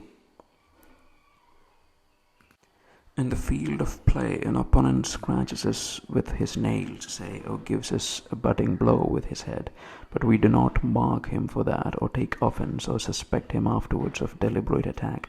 True, we do keep clear of him, but this is good-natured avoidance, not suspicion or treating him as an enemy. Something similar should be the case in the other areas of life too. We have people who are our opponents in the game, and we should overlook much of what they do. We can avoid them, as I say, without suspicion or enmity. If someone can prove me wrong and show me my mistake in any thought or action, I shall gladly change. I seek the truth which never harmed anyone. The harm is to persist in one's own self-deception and ignorance. I do my own duty. The other things do not distract me. They are either inanimate or irrational, or have lost the road and are ignorant of the true way. Since you have reason and they do not, treat dumb animals and generally all things and objects with generosity and decency. Treat men, because they do have reason, with social concern, and in all things call on the gods, and do not let it matter to you for how long you will be alive in this work. Even 3 hours spent thus are sufficient. Alexander of Macedon and his muleteer were levelled in death. Either they were taken up into the same generative principles of the universe, or they were equally dispersed into atoms. Reflect on how many separate events, both bodily and mental, are taking place in each one of us in the same tiny fragment of time, and then you will not be surprised if many more events, indeed all that come to pass, subsist together in the one and the whole which we call the universe. If someone puts to you the question, how is the name Antoninus spelt, will you shout your way through each of the syllables? What then if they get angry? Will you lose your temper too? Will you not rather calmly go through the sequence of letters, telling each one in turn? So also in your life here, remember that every duty is the completed sum of certain actions. You must observe these without being disconcerted or answering others' resentment with your own, but following each purpose methodically to its end. How cruel it is not to allow people to strive for what seems to them their interest and advantage, and yet in a way you are forbidding them to do this.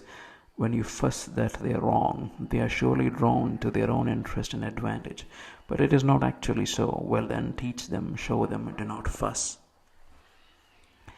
Death is the relief from reaction to the senses, from the puppet strings of impulse, from the analytical mind, from service to the flesh. 'Tis graceful if in this life where your body does not fail, your soul should fail you first. Take care not to be Caesarified or dyed in purple. It happens, so keep yourself simple, good, pure, serious, unpretentious, a friend of justice, God-fearing, kind, full of affection, strong for your proper work. Strive hard to remain the same man that philosophy wished to make you. Revere the gods, look after men. Life is short. The one harvest of existence on earth is a godly habit of mind and social action. Always as a pupil of Antoninus, his energy for all that was done according to reason, his constant equability, his piety, his serene expression, his gentleness, his lack of conceit, his drive to take a firm grasp of affairs, how he would never put anything at all aside without first looking closely into it and understanding it clearly. How he could tolerate those who unfairly blamed him without returning the blame. How he was never rushed in anything. He would not listen to malicious gossip. He was an accurate judge of men's character and actions, slow to criticize, immune to rumor and suspicion, devoid of pretense. How he was content with little by way of house, bed, dress, food, servants, his love of work, and his stamina. He was a man to stay at the same task until evening, not even needing to relieve himself except at his usual hour. Such was his frugal diet. Constant, fair in his friendships, tolerant of frank opposition to his own views, and delighted to be shown a better way, God-fearing but not superstitious. So may your own last hour find you with a conscience as clear as his. Sober up, recall yourself, shake off sleep once more, realize there were mere dreams that troubled you, and now that you are awake again, look on these things as you would have looked on a dream. Am made of body and soul. Now to the poor body all things are indifferent, as it cannot even make any distinction. To the mind, all that is not its own activity is indifferent, and its own activities are all in its control. But within these, the mind is only concerned with the present. Its activities in the future and in the present are also indifferent at any present moment.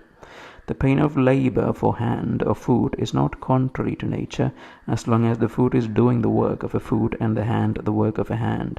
So likewise for a man, qua man, there is nothing contrary to nature in pain, as long as he is doing the work of a man, and if not contrary to nature for him, not an evil either. As for pleasure, pirates, catamites, parricides, and tyrants have enjoyed it to the full. Do you not see how the working craftsman, while differing to the layman up to a point, nevertheless sticks to the principle of his craft and will not bear to desert it? It is not strange then that the architect and the doctor will show greater respect for the guiding principle of their craft than man will for his own guiding principle, which he has in common with the gods. Asia, Europe are mere nooks of the universe. Every ocean is a drop in the universe. Mount Athos a spadeful of earth in the universe. The whole of present time is a pinprick of eternity. All things are tiny, quickly changed, evanescent. All things come from that other world, taking their start from that universal governing reason, or in consequence of it. So even the lion's gaping jaws, poison, every kind of mischief are, like thorns or bogs, consequential products of that which is noble and lovely. So do not think them alien to what you worship, but reflect rather on the fountain of all things. He who sees the present has seen all things, both all that has come to pass from everlasting and all that will be for eternity. All things are related and the same. You should meditate often on the connection of all things in the universe and their relationship to each other. In a way, all things are interwoven and therefore have a family feeling for each other. One thing follows another in due order through the tension of movement, the common spirit inspiring them, and the unity of all being. Fit yourself for the matters which have fallen to your lot, and love these people among whom destiny has cast you, but your love must be genuine. An instrument, a tool, a utensil, all these are fine if they perform the function for which they were made. And yet, in such cases, the maker is external to the object made. In the case of things held together by organic nature, the power that made them is within and immanent in them. You should therefore respect it the more, and believe that if you keep your being and your conduct in accordance with the will of this power, all then confirms to your mind. So it is the whole also. All that is in it confirms to the mind of the whole. If you set up as good or evil any of the things beyond your control, it necessarily follows that in the occurrence of that evil or the frustration of that good you blame the gods and hate the men who are the real or suspected causes of that occurrence or that frustration. And indeed we do much injustice through our concern for such things. But if we determine that only what lies in our own power is good or evil, there is no reason left us either to charge a god or to take a hostile stance to a man. We all work together to the same end, some with conscious attention, others without knowing it, just as Heraclitus, I think, says that even people asleep are workers in the factory of all that happens in the world. One person contributes in this way, another in that. There is room even for the critic who tries to oppose or destroy the production. The world had need for him too, so it remains for you to decide in which category you place yourself. Certainly he who governs the whole will make good use of you and welcome you into some sort of the joint workforce. But just make sure that your part is not that of the cheap and vulgar line in the comedy as noted by Chrysippus. Does the sun presume to do the work of the rain god, or Asclepius that of the goddess of harvest? And what of each of the stars? Is it not that they are different but work together to the same end? Now if the gods took thought for me and for what must happen to me, they will have taken thought for my good. 'Tis not easy to conceive of a thoughtless god, and what possible reason could they had to be bent on my harm? What advantage would there have been from that, either for themselves or for the common good, which is the main concern of their providence? If they did not take individual thought for me, then certainly they took thought for the common good, and since what happens to me is a consequential part of that, I should accept and welcome it.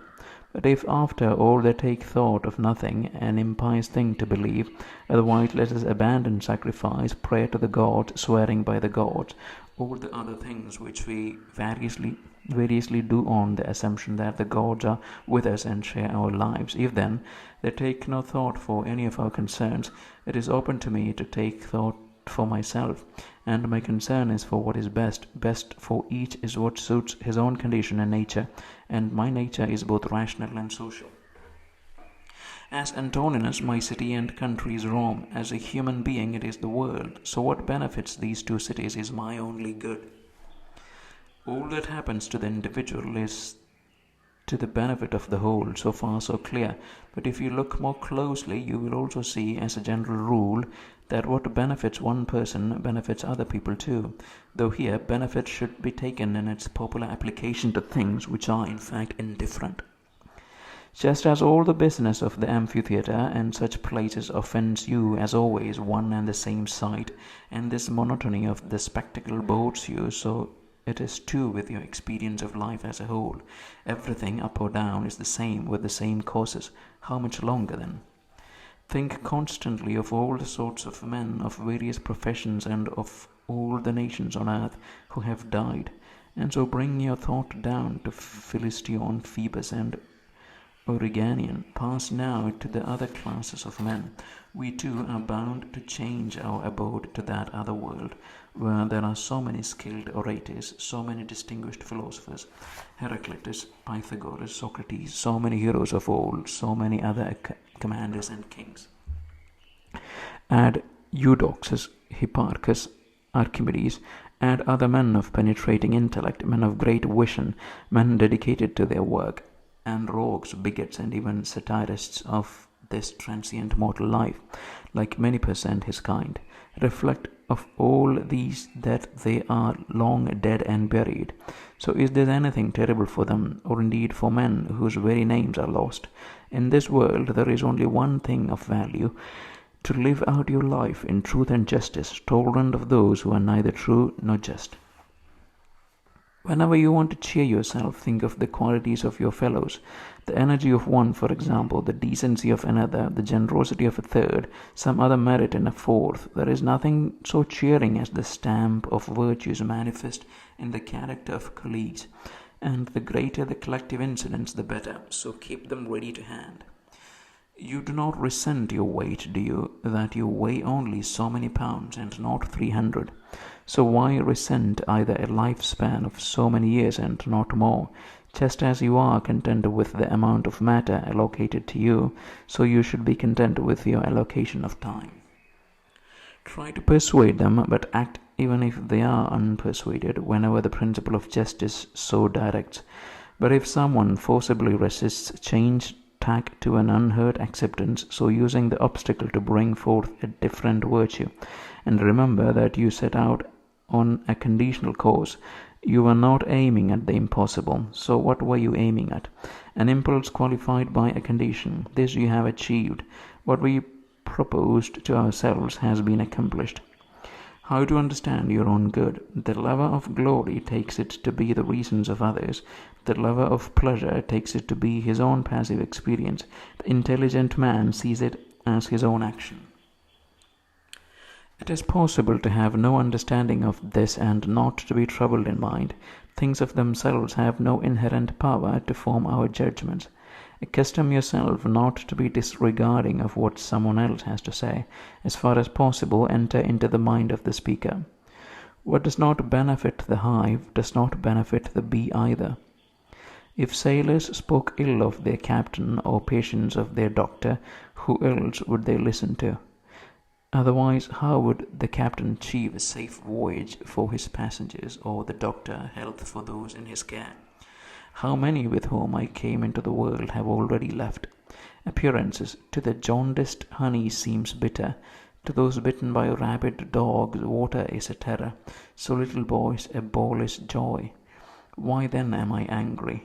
Or do you think that false representation has less effect than bile in the jaundiced or poison in the hydrophobic?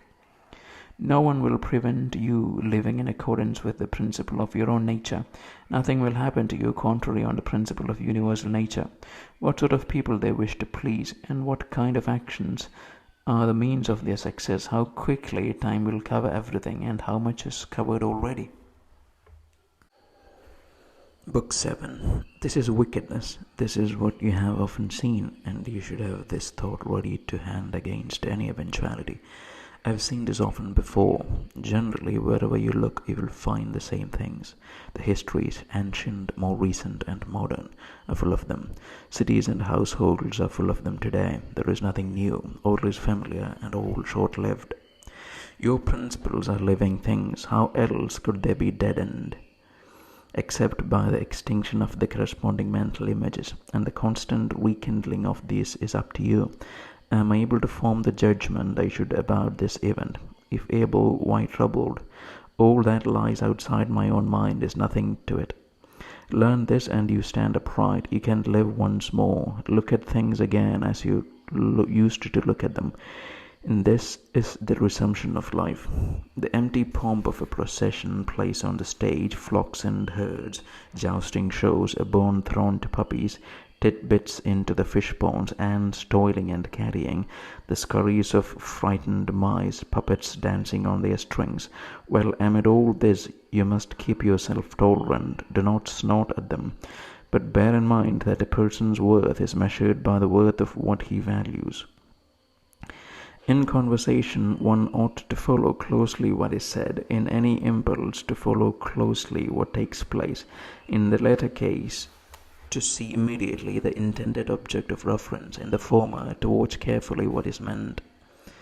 Is my mind sufficient for this task or is it not? If it is, I use it for the task as an instrument given me by the nature of the whole. If it is not, I either cede the work, if it is otherwise my responsibility, to someone better able to accomplish it, or do it as best I can, calling in aid someone who, in cooperation with my own directing mind, can achieve what is at this particular time the need and benefit of the community. Whatever I do, either by myself or with others, should have this sole focus, the common benefit and harmony. How many who once rose to fame are now consigned to oblivion, and how many who sang their fame are long disappeared? Do not be ashamed of help. It is your task to achieve your assigned duty like a soldier in a scaling party. What then if you are lame and cannot climb the parapet by yourself, but this is made possible by another's help? Do not let the future trouble you. You will come to it, if that is what you must, possessed of the same reason that you apply now to the present. All things are meshed together, and a sacred bond unites them. Hardly a single thing is alien to the rest. Ordered together in their places, they together make up the one order of the universe. There is one universe out of all things, one good pervading all things, one substance, one law, one common reason in all intelligent beings, and one truth. If indeed there is also one perfection of all cognate beings sharing in the same reason. Everything material rapidly disappears in the universal substance. Every cause is rapidly taken up into the universal reason, and the memory of everything is rapidly buried in eternity. For a rational being to act in accordance with nature is also to act in accordance with reason, standing straight or held straight. Rational beings collectively have the same relation as the various limbs of an organic unity. They were created for a single operative purpose. The notion of this will strike you more forcefully if you keep on saying to yourself, I am a limb of the composite body of rational beings. If, though by the chance of one letter from L to R, mellows to meadows, you call yourself simply a part rather than a limb, you do not yet love your fellow men from your heart. Doing good does not yet delight you as an end in itself. You are still doing it as a mere duty, not as a kindness to yourself. Let any external thing that so wishes happen to those parts of me which can be affected by its happening, and they, if they wish, can complain. I myself am not yet harmed unless I judge this occurrence something bad, and I can refuse to do so. Whatever anyone does or says, I must be a good man. It is as if an emerald or gold or purple were always saying, whatever anyone does or says, I must be an emerald and keep my own color. The directing mind does not disturb itself. For example, it does not frighten itself or lead itself to desire. If anyone else can frighten it or cause it pain, let him do so. Of itself, of its own judgment, it will not deliberately turn to such modes. The body should take care as far as it can to avoid harm. The central soul, which feels fear or pain, should say if it does so. But that which makes general assessment of all these things will not suffer at all. It will not itself rush to any such judgment. Of itself, the directing mind is without needs, unless it creates a need for itself. In the same way, it is untroubled and unhindered, unless it troubles or hinders itself. Happiness is a benign God or divine blessing. Why then, my imagination, are you doing what you do? Go away in the God's name the way you came. I have no need of you. You have come in your old habit. I am not angry with you. Only go away. Is someone afraid of change? Well, what can ever come to be without change? Or what is dearer or closer to the nature of the whole than change? Can you yourself take your bath if the wood that heats it is not changed? Can you be fed unless what you eat changes? Can any other of the benefits of life be achieved without change? Do you not see then that for you to be changed is equal and equally necessary to the nature of the whole? All our bodies being of one nature with the whole and cooperating with it as our limbs do with each other, pass through the universal substance as through a swirling stream. How many a Chrysippus, a Socrates, and Epictetus has eternity already swallowed? The same thought should strike you about any man at all and anything. I have only one anxiety, that I myself should not do something which the human constitution does not intend, or does not intend in this way or at this time. Soon you will have forgotten all things, soon all things will have forgotten you. It is human nature to love even those who trip and fall. This follows if you reflect at the time that all men are brothers, that they go wrong through ignorance, not intent, that in a short while both you and they will be dead. And above all, that the man has not harmed you, he has not made your directing mind worse than it was before. Universal nature uses the substance of the universe like wax, making now the model of a horse, then melting it down and using its materials for a tree, next for a man, next for something else. Each one of these subsists for only the briefest time. It is no more hardship for a box to be broken up than to be put together. A deep scowl on the face is contrary to nature, and when it becomes habitual expressiveness, begins to die, or is even finally extinguished beyond rekindling. Try to attend to this very point, that this is something against reason. In the field of moral behavior, if even the consciousness of doing wrong is lost, what reason is there left for living? All that you see will in a moment be changed by the nature which governs the whole. It will create other things out of this material, and then again others out of that, so that the world is always young. When someone does you some wrong, you should consider immediately what judgment of good or evil led him to wrong you. When you see this, you will pity him and not feel surprise or anger. You yourself either still share his view of good or something like it, in which case you should understand and forgive. If on the other hand you no longer judge such things as either good or evil, it will be the easier for you to be patient with the unsighted. Do not dream of possession of what you do not have. Rather, reflect on the greatest blessings in what you do have, and on their account remind yourself how much they would have been missed if they were not there. But at the same time, you must be careful not to let your pleasure in them habituate you to dependency, to avoid distress if they are sometimes absent. Withdraw into yourself. It is in the nature of the rational directing mind to be self-content with acting rightly, and the calm it thereby enjoys. Erase the print of imagination, stop the puppet strings of impulse, define the present moment of time, recognize what happens to you or to another, analyze and divide the event into the causal and the material. Think of your final hour, leave the wrong done by another where it started. Stretch your thought to parallel what is being said. Let your mind get inside what is happening and who is doing it. Take your joy in simplicity, in integrity, in indifference to all that lies between virtue and vice. Love mankind, follow God. Democritus says, all else is subject to the law of convention. Only the elements are absolute and real. But enough for you to remember that all is subject to law. Precepts reduced to very few. On death, either dispersal if you are atoms, or if you are a unity, extinction or a change of home.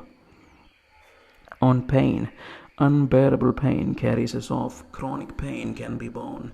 The mind preserves its own serenity by withdrawal, and the directing reason is not impaired by pain. It is for the part injured by the pain to protest if they can. On fame, look at their minds, the nature of their thought and what they seek or avoid, and see how, just as drifting sands constantly overlay the previous sand, so in our lives what we once did is very quickly covered over by subsequent layers. So to a man endowed with noble intelligence and a vision of all time and all being, do you think that this human life will seem of great importance? Impossible, he said. So such a man will not think there is anything fearful in death either. Certainly not. A king's lot to do good and be damned. It is shameful that the face should be so obedient, shaping and ordering its expression as the mind dictates, when the mind cannot impose its own shape and order on itself. Mere things, brute facts, should not provoke your rage. They have no mind to care. May you give joy to the immortal gods and joy to us. Ripe ears of corn are reaped, and so are lives. One stands, another falls. If I and my 2 sons are now no more, the gods concerned, this too will have its course. For good and right stand on my side. Don't join in mourning or in ecstasy. But I could give this man a proper answer. I would say, "You are mistaken, my friend, if you think that a man of any worth at all should take into account the risk of life or death, and not have as his whole consideration in any action whether he is doing right or wrong, the act of a good man or a bad. The truth of the matter, my fellow Athenians, is this: whatever position a man has taken up in his own best judgment, or is assigned by his commander, there, it seems to me, he should stay and face the danger, giving no thought to death or anything else before dishonor.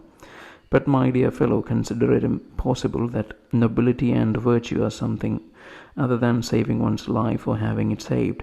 Could it not be that anyone who is truly a man should dismiss any concern for a particular length of life, and not simply live for the sake of living? Rather, he should leave all this to God and believe what the women folk say, that no one ever escapes the day of his fate. His thought should be on his further question, how best to live his life in the time he has to be alive. Observe the movement of the stars as if you were running their courses with them, and let your mind constantly dwell on the changes of the elements into each other. Such imaginings wash away the filth of life on the ground. Further, when your talk is about mankind, view earthly things as if looking down on them from some point high above: flocks, armies, farms, weddings, divorces, birth, deaths, the hubbub of the law courts, desert places, various foreign nations, festivals, funerals, markets, all the medley of the world and the ordered conjunction of opposites. Look back over the past, all those many changes of dynasties, and you can foresee the future too. It will be completely alike, incapable of deviating from the rhythm of the present. So for the study of human life, 40 years are as good as 10,000. What more will you see? Again, what is born of earth goes back to earth, but the growth from heavenly seed returns whence it came, to heaven, or else this, a dissolution of the nexus of atoms and senseless molecules likewise dispersed, again, with special food or drink or sorcery, seeking a channel for the stream of death, The wind that blows from God we must endure and labor uncomplaining. Better at throwing this man, but not more public-spirited or more decent or more disciplined to circumstance, or more tolerant of neighbors' faults. Where a task can be accomplished in accordance with the reason which gods and men share, there is nothing to be afraid of, because where there is the possibility of benefit from an action which moves along the proper path, following our own human constitution, there should be no lurking fear of any harm. Everywhere and all the time, it is up to you to honor God in contentment with your present circumstance, to treat the men who are your present company with justice, and to lavish thought on every present impression in your mind, so that nothing slips in past your understanding. Do not look around at the directing minds of other people, but keep looking straight ahead to where nature is leading you. Both universal nature in what happens to you, and your own nature in what you must do yourself. Every creature must do what follows from its own constitution. The rest of creation is constituted to serve rational beings, just as in everything else the lower exists for the higher. But rational beings are here to serve each other. So the main principle in man's constitution is the social. The second is resistance to the promptings of the flesh. It is the specific property of rational and intelligent activity to isolate itself and never be influenced by the activity of the senses or impulses. Both these are of the animal order, and it is the aim of intelligent activity to be sovereign over them and never yield them the mastery, and rightly so, as it is the very nature of intelligence to put all these things to its own use. The third element in a rational constitution is a judgment unhurried and undeceived. So let your directing mind hold fast to these principles and follow the straight road ahead. Then it has what belongs to it. Imagine you were now dead, or had not lived before this moment. Now view the rest of your life as a bonus, and live it as nature directs. Love only what falls your way, and is fated for you. What could suit you more than that? In every contingency, keep in your mind's eye those who had the same experience before and reacted with a vexation, disbelief, or complaint. So where are they now? Nowhere. Well then, do you want to act like them? Why not leave the moods and shifts of others to the shifting and the shifted, and for yourself concentrate wholly on how to make use of these contingencies? You will then use them all, and they will be raw material in your hands. Only take care and seek your own best good in all that you do. Remember these two things: the action is important, the context indifferent. Dig inside yourself. Inside there is a spring of goodness ready to gush at any moment if you keep digging. The body, too, should stay firmly composed and not fling itself about either in motion or at rest, just as the mind displays qualities in the face, keeping it intelligent and attractive. Something similar should be required of the whole body, but all this should be secured without making an obvious point of it. The art of living is more like wrestling than dancing, in that it stands ready for what comes and is not thrown by the unforeseen. All the time you should consider who are these people whose endorsement you wish, and what are the minds that direct them. When you look into the sources of their judgment and impulse, you will not blame their unwitting error, nor will you feel the need of their endorsement. No soul, says Plato, likes to be robbed of truth, and the same holds of justice, moderation, kindness, and all such virtues. Essential that you should keep this constantly in your mind. This will make you more gentle to all. Whenever you suffer pain, have ready to hand the thought that pain is not a mortal evil and does not harm your governing intelligence. Pain can do no damage, either to its rational or to its social nature. In most cases of pain, you should be helped too by the saying of Epicurus: pain is neither unendurable nor unending, as long as you remember its limits and do not exaggerate it in your imagination. Remember too that many things we find disagreeable are the unrecognized analogues of pain. Drowsiness, for example, oppressive heat, loss of appetite. So when you find yourself complaining of any of these, say to yourself, you are giving in to pain. Take care that you never treat the misanthropic as they treat mankind. How do we know that Telogue's character did not make him a better man than Socrates?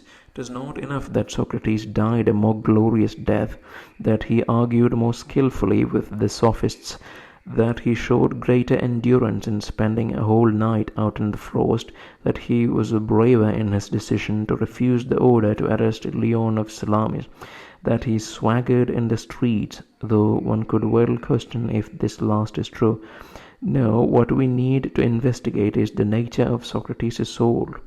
We should ask whether he was able to be content with a life of justice shown to men and piety to the gods, neither condemning all vice wholesale, nor yet toadying into anyone's ignorance, not regarding anything allotted to him by the whole as misplaced in him or a crushing burden to endure, not lending his mind to share the poor passions of the flesh. The way nature has blended you into the compound whole does not prevent you drawing a boundary around yourself and keeping what is your own in your own control. Always remember this. Remember too that the happy life depends on very little, and do not think just because you have given up hope of becoming a philosopher or a scientist, you should therefore despair of a free spirit, integrity, social conscience, obedience to God. It is wholly possible to become a divine man without anybody's recognition.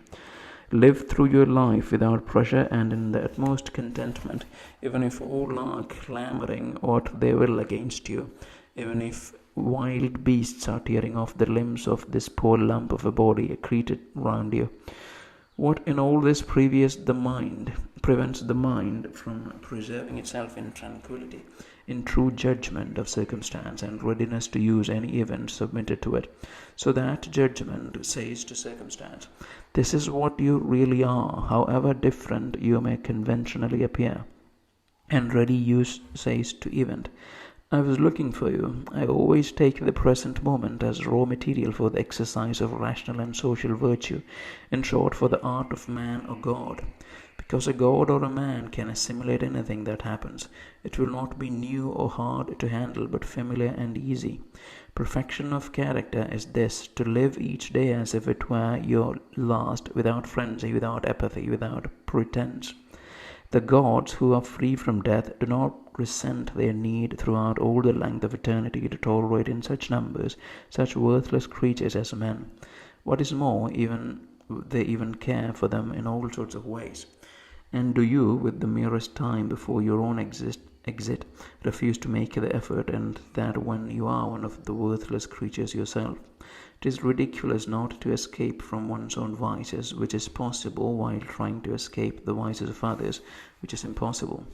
Whatever the rational and social faculty finds neither intelligent nor the common good it judges with good reason beneath itself. When you have done good and another has benefited, why do you still look, as fools do, for a third thing besides credit for good works or a return? No one tires of receiving benefit, and action in accordance with nature is your own benefit. Do not then tire of benefit gained by benefit given. The nature of the whole set itself to create a universe. So now either everything that comes into being springs from that as a logical consequence, or else even the primary aims to which the directing mind of the universe sets its own impulse are irrational. Reminding yourself of this will help you to face much with greater tranquility. Book 8. This too is a counter to pretension that you have lost now the chance to live your whole life, or at least your adult life, as a philosopher. Indeed, it has become clear to many, yourself included, that you are far from philosophy. You are tarnished.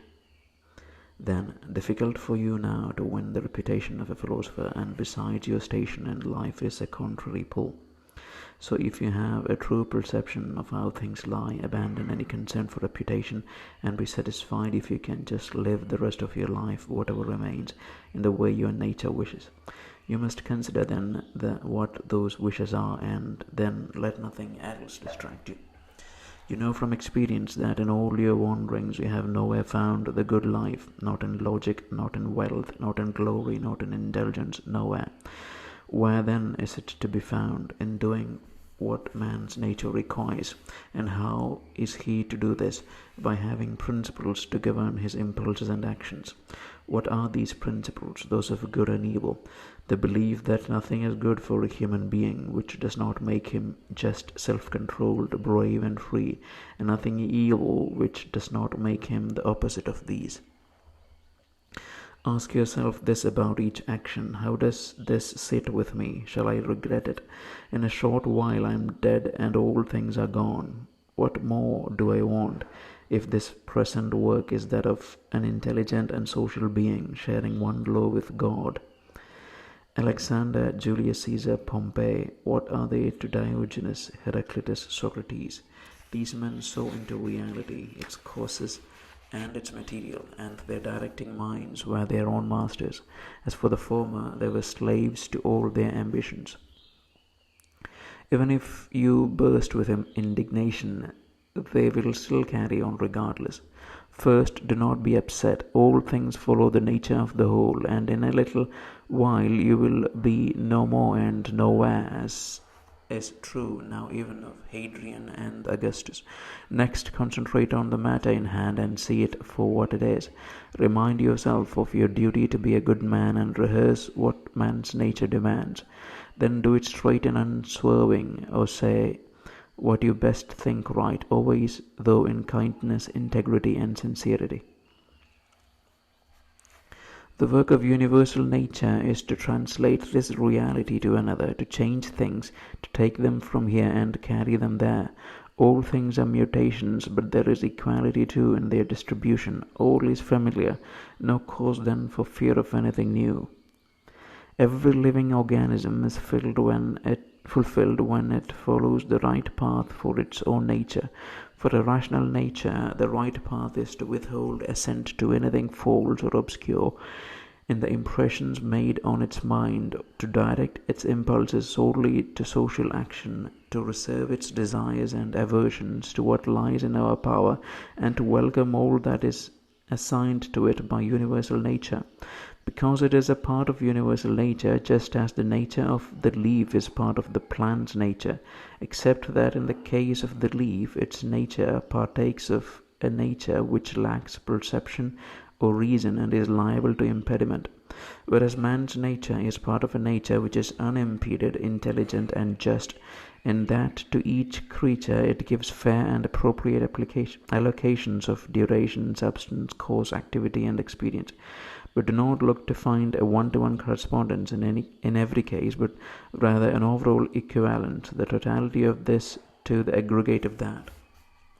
Not possible to study, not possible to reign in arrogance, possible to triumph over pleasures and pains, possible to rise above mere glory, possible not to be angry with the unfeeling and the ungrateful, and even, yes, to care for them. Let nobody any more hear you blaming palace life. Don't hear yourself blaming it. Regret is a censure of yourself for missing something beneficial. The good must be something beneficial and of concern to the wholly good person. No wholly good person would regret missing a pleasure. Therefore, pleasure is neither beneficial nor good, nor a good. What is this thing in itself, in its own constitution? What are its elements of substance and material? And of course, what is its function in the world? What is its duration? When you are reluctant to get up from your sleep, remind yourself that it is your constitution and man's nature to perform social acts, whereas sleep is something you share with dumb animals. Now, what accords with the nature of each being is thereby the more closely related to it, the more in its essence, and indeed the more to its liking. Constantly test your mental impressions, each one individually, if you can. Investigate the cause, identify the emotion, apply the analysis of logic.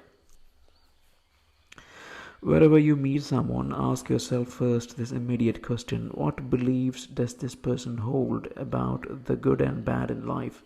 Because if he believes this or that about pleasure and pain and their constituents, about fame and obscurity, death and life, then I shall not find it surprising or strange if he acts in this or that way, and I shall remember that he has no choice but to act as he does. It would be absurd to be surprised at a fig tree bearing figs. Remember that there is as little cause for surprise if the world brings forth fruits such as these when the crop is there. Equally absurd for a doctor or ship's captain to be surprised at fever in a patient or a head wind springing up. Remember that that to change course or accept correction leaves you just as free as you are. The action is your own, driven by your own impulse and judgment, indeed your own intelligence. If the choice is yours, why do the thing? But if it is another's choice, what do you blame, atoms or gods? Either is madness. There is no blame. If you can, put him right. If you can't, at the least put the matter itself right. If that too is impossible, what further purpose does blame serve? Nothing should be done without purpose. What dies does not pass out of the universe. If it remains here and is changed, then here too it is resolved into the everlasting constituents, which are the elements of the universe and of you yourself. These too change, and make no complaint of it. Everything has come into being for a purpose. A horse, say, a vine. Does this surprise you? Even the sun will say, I came into being for a purpose. Likewise the other gods. For what purpose then were you created? For your pleasure. Just see whether this idea can be entertained. Nature's aim for everything includes its cessation just as much as its beginning and its duration, like someone throwing up a ball. How can it be good for the ball on the way up and bad on the way down, or even when it hits the ground? How can it be good for a bubble when it forms and bad when it bursts? A candle is a similar example. Turn it inside out and see what it is like, what it becomes in age, sickness, death. Life is short both for praiser and praised, for the remembering and the remembered.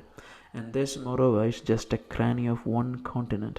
Even here, not all are attuned to each other, or even an individual to himself, and the whole earth is a mere point in space. Concentrate on the subject or the act in question, on principle or meaning. You deserve what you're going through. You would rather become good tomorrow than be good today. Doing something, I do it with reference to the benefit of mankind.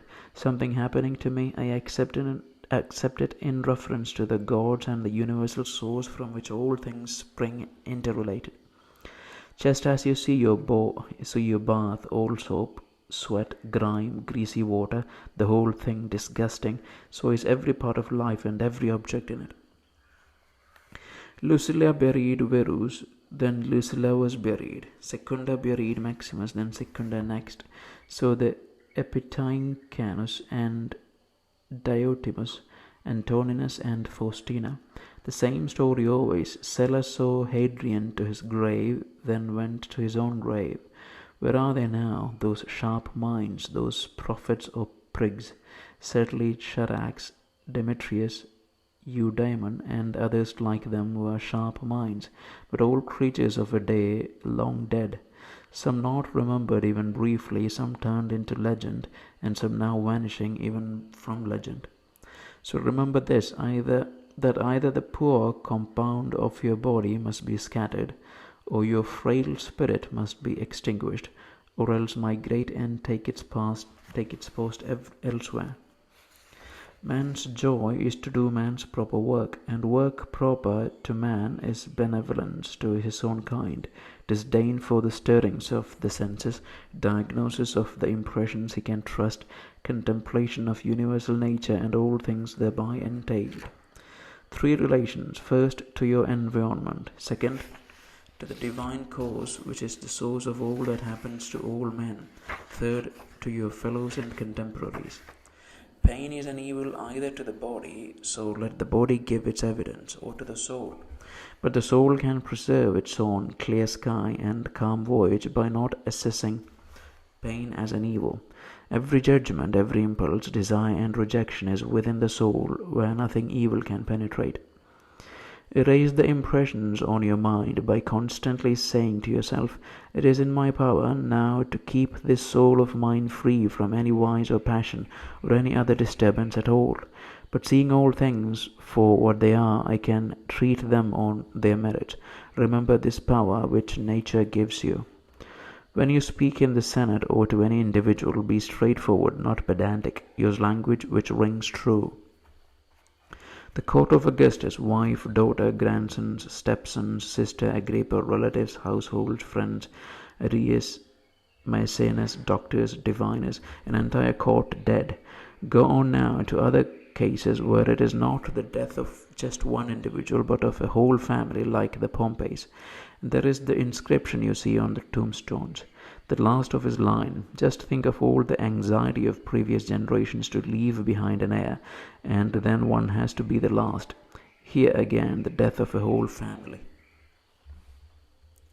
You must compose your life action by action and be satisfied if each action achieves its own end as best can be.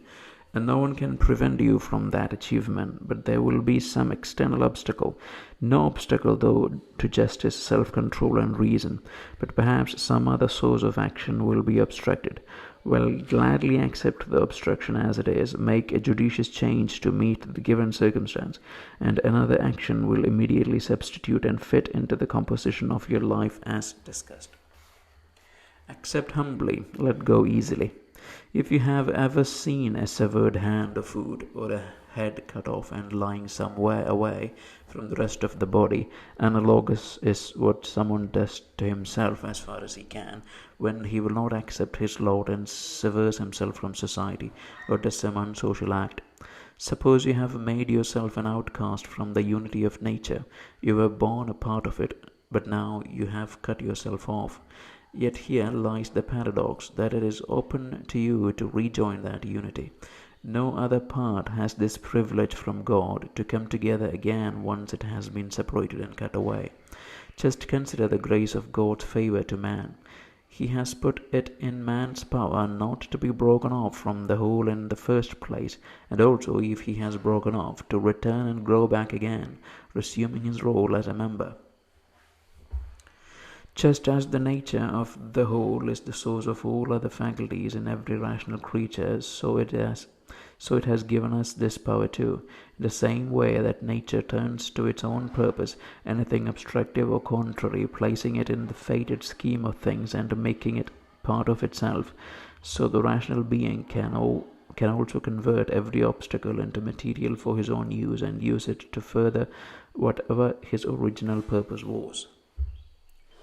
Do not let the panorama of your life oppress you. Do not dwell on all the various troubles which may have occurred in the past or may occur in the future. Just ask yourself in each instance of the present, what is there in this work which I cannot endure or support? You will be ashamed to make any such confession. Then remind yourself that it is neither the future nor the past which weighs on you, but always the present, and the present burden reduces. If only you can isolate it and accuse your mind of weakness, if it cannot hold against something thus stripped bare. In Panthea, O Pergamus, still sitting by the coffin of Verus, O Chabrias, O Diotimus, by Hadrian's, ridiculous. And if they were still sitting there, would the dead be aware? And if they were aware, would they be pleased? And if they were pleased, would that make their mourners immortal? Was it not their fate also first to grow old women and old men like any others, and then to die, and with them dead? What would those they mourned to them? It is all stench and corruption in a bag of bones. If you have sharp sight, use it, but as the poet says, add wise judgment. In the constitution of the rational being, I can see no virtue that counters justice, but I do see the counter to pleasure, self-control. If you remove your judgment of anything that seems painful, you yourself stand quite immune to pain. What self? Reason. But I am not just reason, granted, so let your reason cause itself no pain, and if some other part of you is in trouble, it can form its own judgment from itself. An obstacle to sense perception is harmful to animal nature. An obstacle to impulse is likewise harmful to animal nature. Something else will be similarly obstructive and harmful to the constitution of plants. It follows that an obstacle to the mind is harmful to intelligent nature. Now apply all this to yourself. Is pain or pleasure affecting you? That is for the senses. You have formed an impulse and then met some obstruction. If this was an unconditional aim, then yes, the obstruction harms your rational nature. But if you accept what is common experience, no harm is yet done, no hindrance caused. You see, no one else will impede the proper functions of the mind. The mind cannot be touched by fire, steel, tyranny, slander, or anything whatever, once it has become a perfect round in solitude. I have no cause to hurt myself. I have never consciously hurt anyone else. Joy varies from person to person. My joy is if I keep my directing mind pure, denying no human being or human circumstance, but looking on all things with kindly eyes, giving welcome or use to each as it deserves. Look, make yourself a gift of this present time. Those who are more inclined to pursue fame hereafter fail to reckon that the next generation will have people just like those they dislike now, and they too will die. What anyway is it to you if this is the echo in future voices and this the judgment they make of you? Pick me up and throw me where you will. Wherever I shall keep the God within me happy, satisfied, that is, if attitude and action follow its own constitution. If this present thing any good reason for my soul to be sick and out of sorts, humbled, craving, shackled, shying, will you find any good reason for that? Nothing can happen to any human being outside the experience which is natural to humans. An ox too experiences nothing foreign to the nature of oxen, a wine nothing foreign to the nature of wines, a stone nothing outside the property of a stone. So if each thing experiences what is usual and natural for it, why should you complain? Universal nature has brought you nothing you can't endure. If your distress has some external cause. It is not the thing itself that troubles you, but your own judgment of it, and you can erase this immediately. If it is something in your own attitude that distresses you, no one stops you correcting your view. So too, if you are distressed at not achieving some action you think salutary, why not carry on rather than fret? But there is an obstacle in the way too solid to move. No cause for distress then, since the reason for failure does not lie with you. But life is not worth living if I fail in this. Well, then, you must depart this life as gracious in death as one who does achieve this purpose, and at peace too with those who stood in your way. Remember that your directing mind becomes invincible when it withdraws into its own self sufficiency, not doing anything it does not wish to do, even if its position is unreasonable. How much more, then, when the judgment it forms is reasoned and deliberate? That is why a mind free from passions is a fortress. People have no stronger place of retreat, and someone taking refuge here is then impregnable. Anyone who has not seen this is short of wisdom. Anyone who has seen it and does not take refuge is short of fortune. Do not elaborate to yourself beyond what your initial impressions report. You have been told that so and so is maligning you. That is the report. You have not been told that you are harmed. I see that my little boy is ill. That is what I see. I do not see that he is in danger. So always stay like this within your first impressions, and do not add conclusions from your own thoughts, and then that is all. Or rather, you can add the conclusion of one acquainted with all that happens in the world. A bitter cucumber, throw it away. Brambles in the path, go round them. That is all you need, without going on to ask, so why are these things in the world anyway? That question would be laughable to a student of nature, just as any carpenter or cobbler would laugh at you if you objected to the sight of shavings or offcuts from their work on the shop floor. Yet they have somewhere to throw their rubbish, whereas the nature of the whole has nothing outside itself.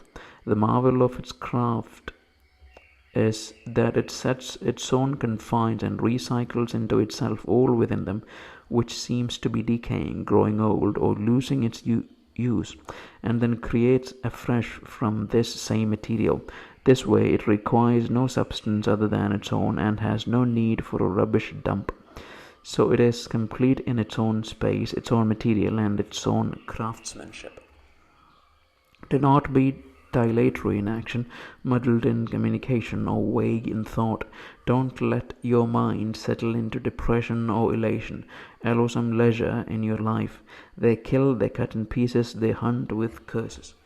What relevance has this to keeping your mind pure, sane, sober, just? As if a man were to come up to a spring of clear, sweet water and curse it, it would still continue to bubble up water good to drink. You could throw in mud or dung. In no time the spring will break it down, wash it away, and take no colour from it. How then can you secure an everlasting spring and not a cistern? By keeping yourself at all times intent on freedom, and staying kind, simple, and decent. Someone who does not know that there is an ordered universe does not know where he is. Someone who does not know the natural purpose of the universe does not know who he is or what the universe is. Someone who fails in any of these ways could not tell the purpose of his own existence either. So what do you think of the man who fears or courts the applause of an audience, who have no idea where they are or who they are? Do you want the praise of a man who cursed himself 3 times an hour? Do you want to please a man who can't please himself?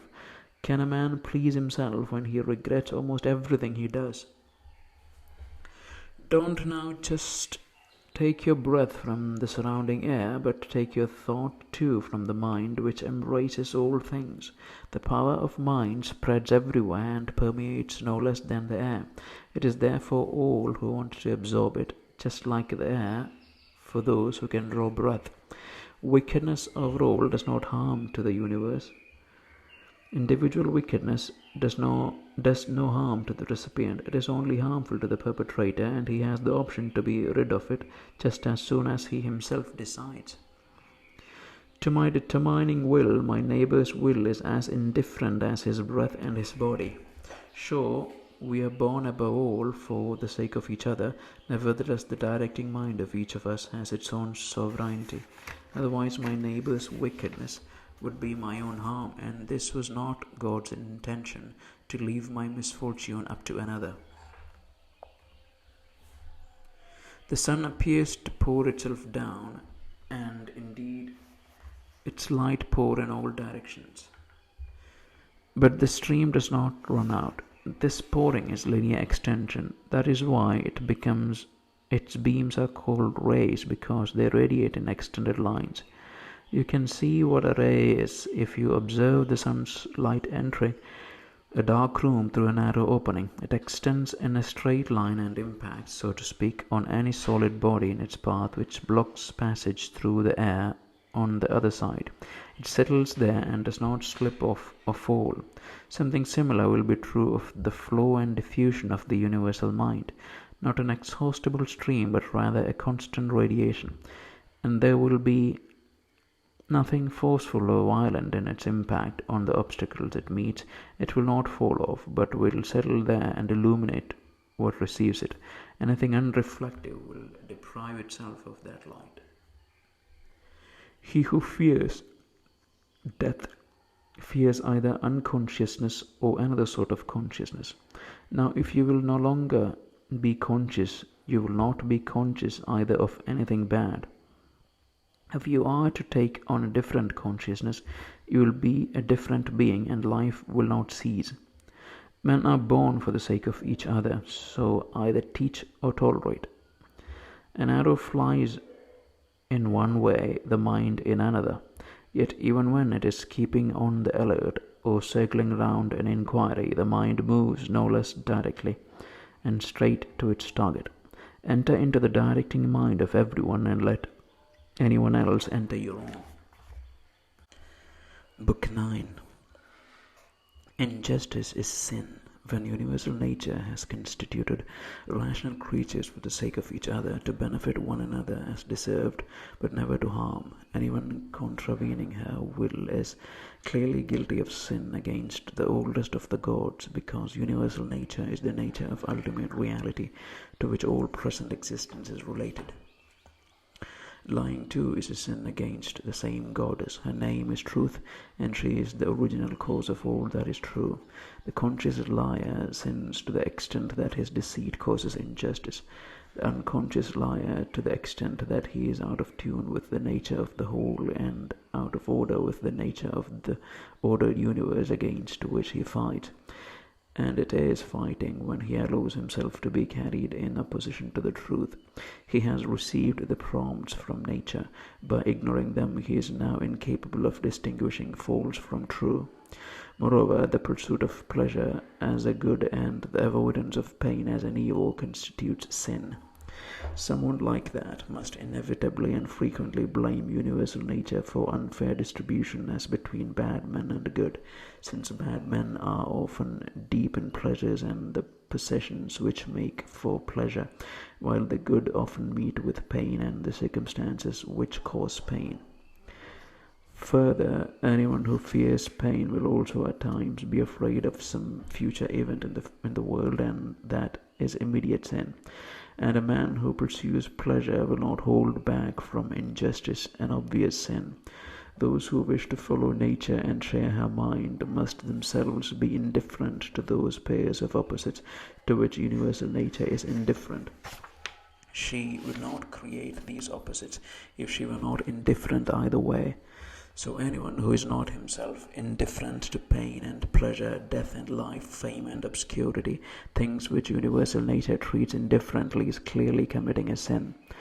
By universal nature creating these things indifferently, I mean that they happen impartially by cause and effect to all that comes into being and owes its being to the fulfillment of an original impulse of providence.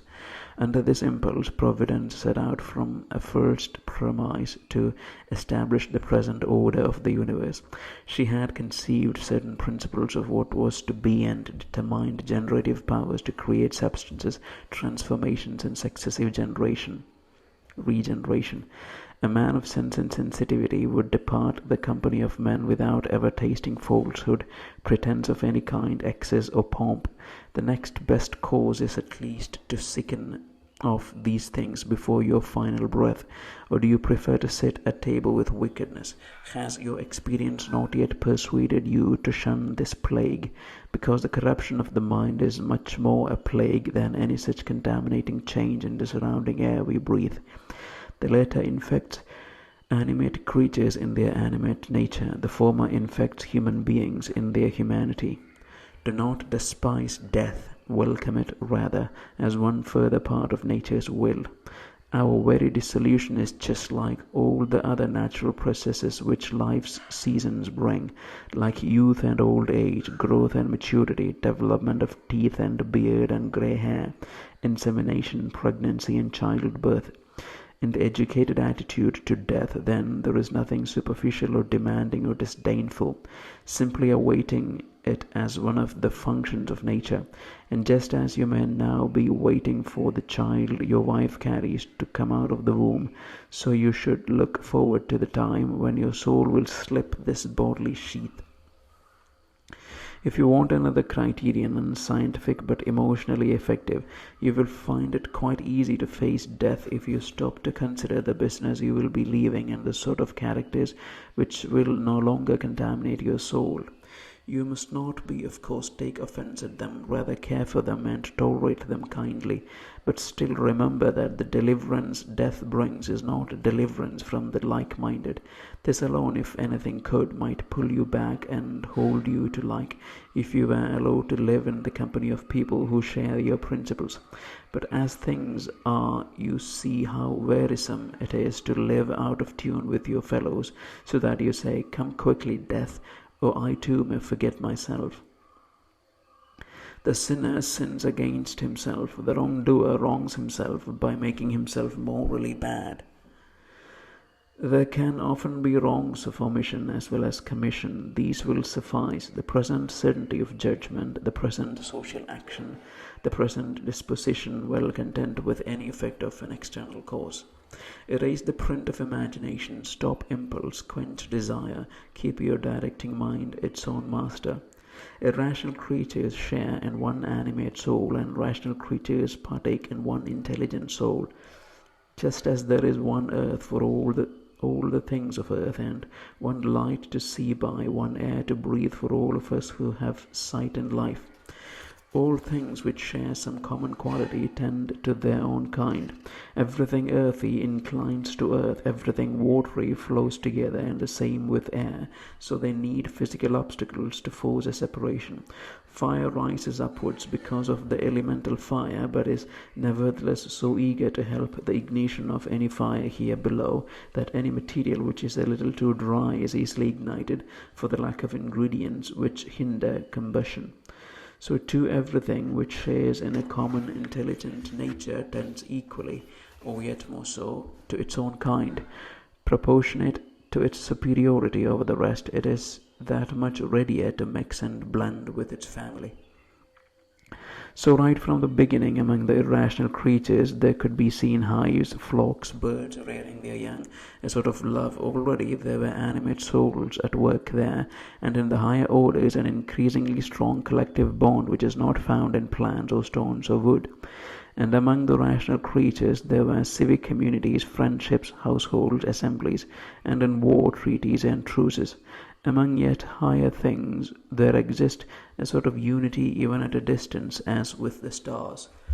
Thus the upper reaches of the scale of being can affect fellow feeling even when the members are far apart.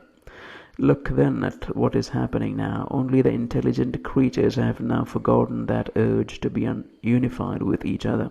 Only here will you see no confluence. They may run from it, but nevertheless they are overtaken. Such is the power of nature. Look carefully and you will see what I mean. You are more likely to find earth not returning to earth than a man cut off from man.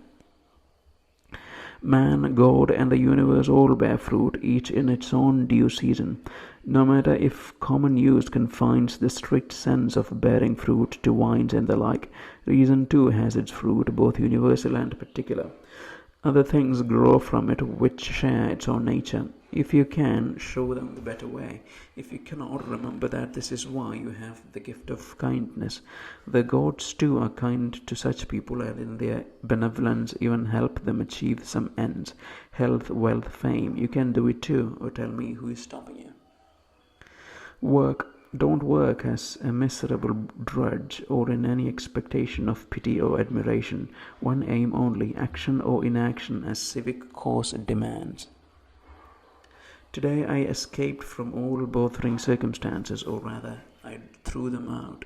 There were nothing external but beside me just my own judgments. All things are the same. Familiar in experience, transient in time, sordid in substance, everything now is as it was in the days of those we have buried. Mere things stand isolated outside our doors with no knowledge or report of themselves. What then reports on them our directing mind? Good or ill for the rational social being lies not in feeling but in action, just as also his own virtue or vice shows not in what he feels but in what he does. A stone thrown in the air, nothing bad for it on the way down or good for it on the way up. Penetrate into their directing minds and you will see what sort of critics you fear and what poor critics they are of themselves. All things are in a process of change. You yourself are subject to constant alteration and gradual decay. So too is the world, is the whole universe. You should leave another's wrong where it lies. The termination of an activity, the pause when an impulse or judgment is finished, this is a sort of death, but no harm in it. Turn now to the stages of your life, childhood, say, adolescence, prime, old age. Here too, each change a death. Everything fearful there, turn now to your life with your grandfather, then with your mother, then with your adoptive father. And as you find many other examples of dissolution, change, or termination, ask yourself, was there anything to fear? So too, there is nothing to fear in the termination, the pause, and the change of your whole life.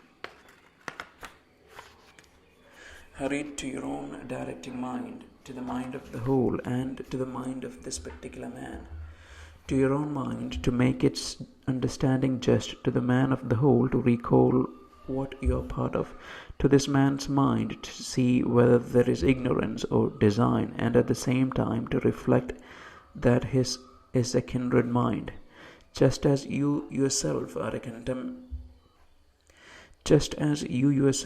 complementary part of a social system, so too your every action should complement a life of social principle.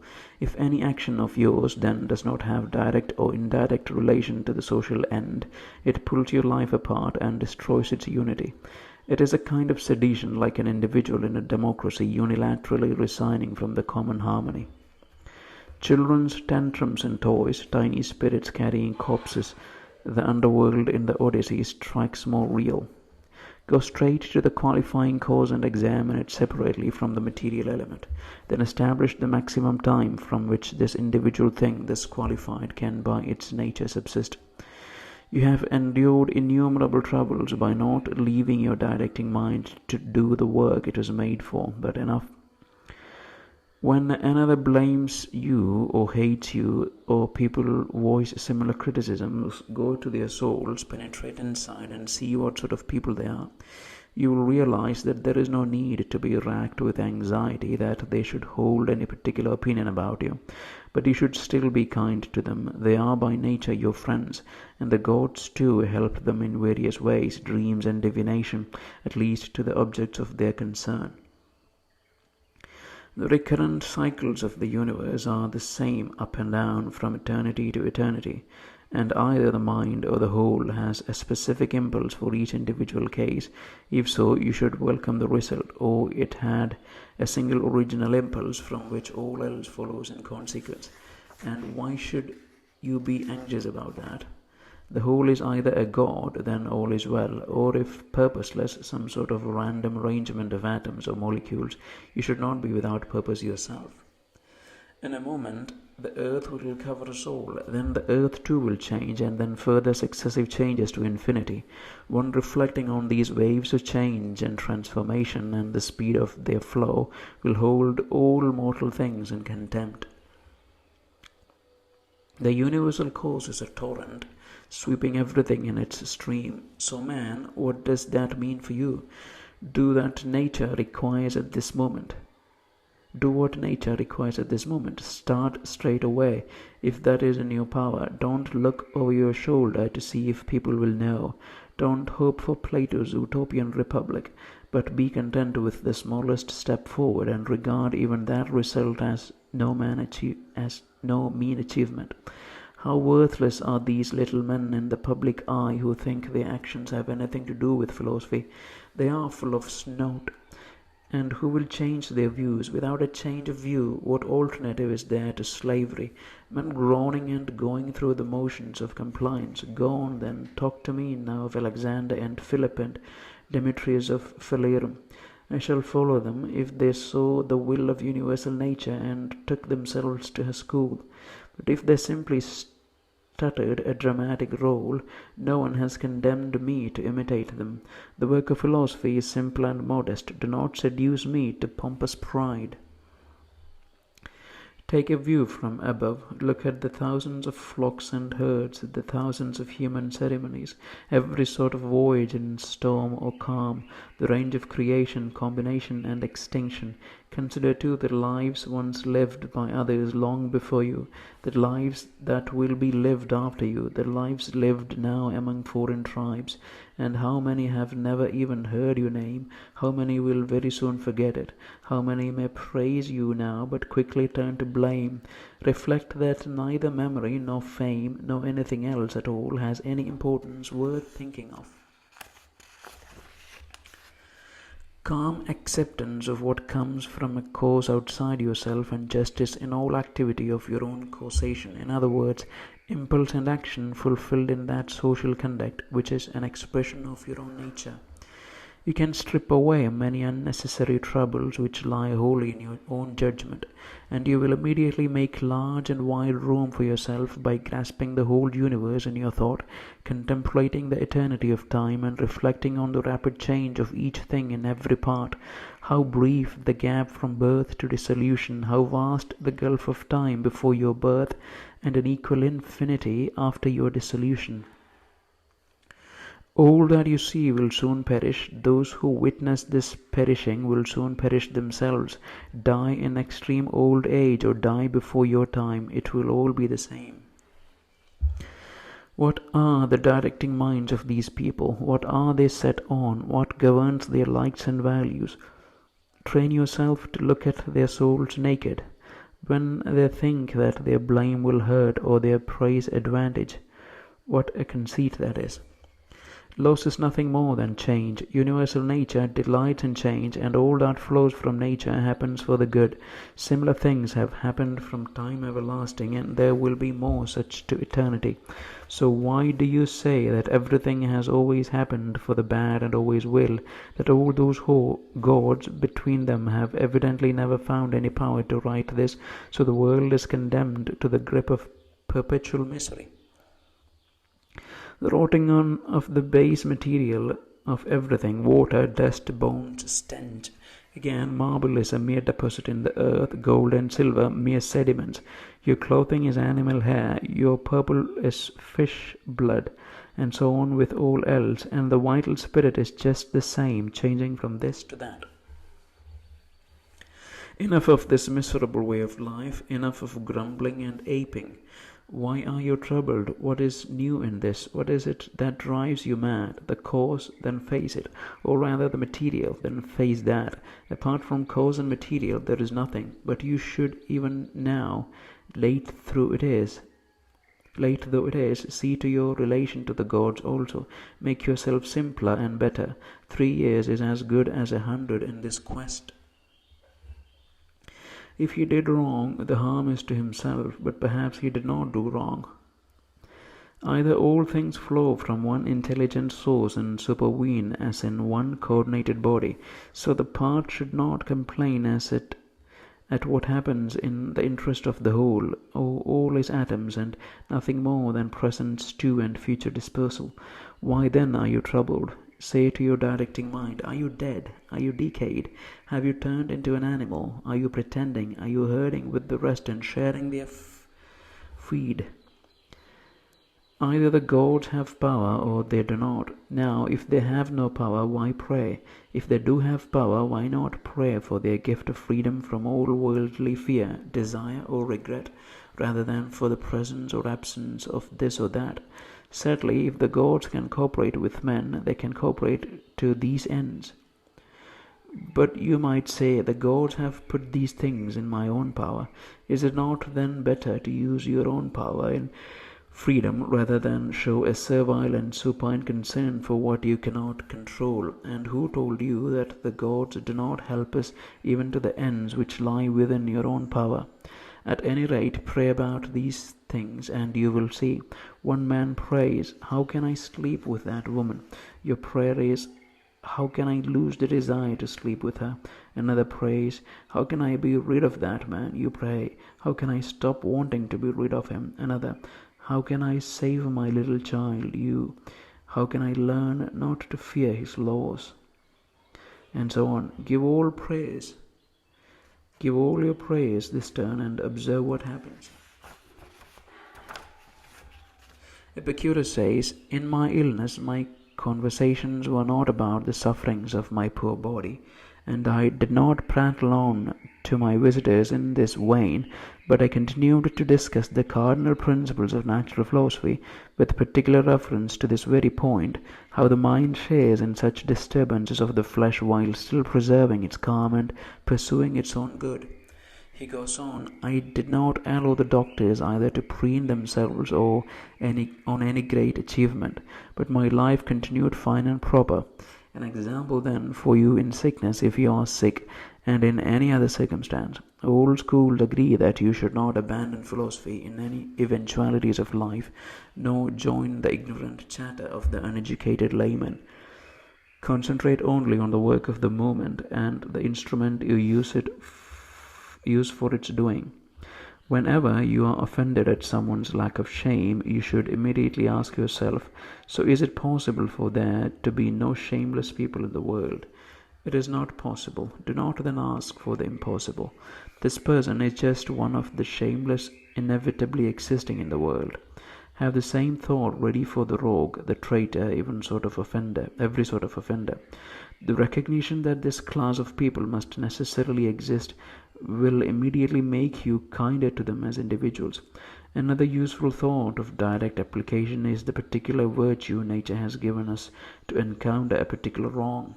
Gentleness is given as the antidote to cruelty, and other qualities to meet other offences. In general, you can always re-educate one who has lost his way, and anyone who does wrong has missed his proper aim and gone astray. And what harm have you suffered? You will find that none of these who excite your anger has done anything capable of affecting your mind for the worse, and it is only in your mind that damage or harm can be done to you. They have no other existence. Anyway, where is the harm or surprise in the ignorant behaving as the ignorant do? Think about that. Should you not rather blame yourself for not anticipating that this man would make this error?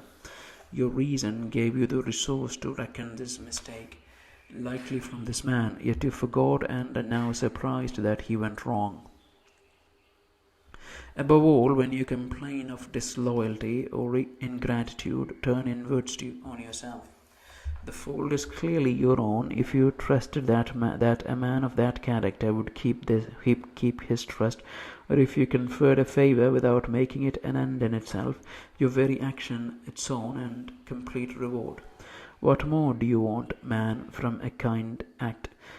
Is it not enough that you have done something consonant with your own nature?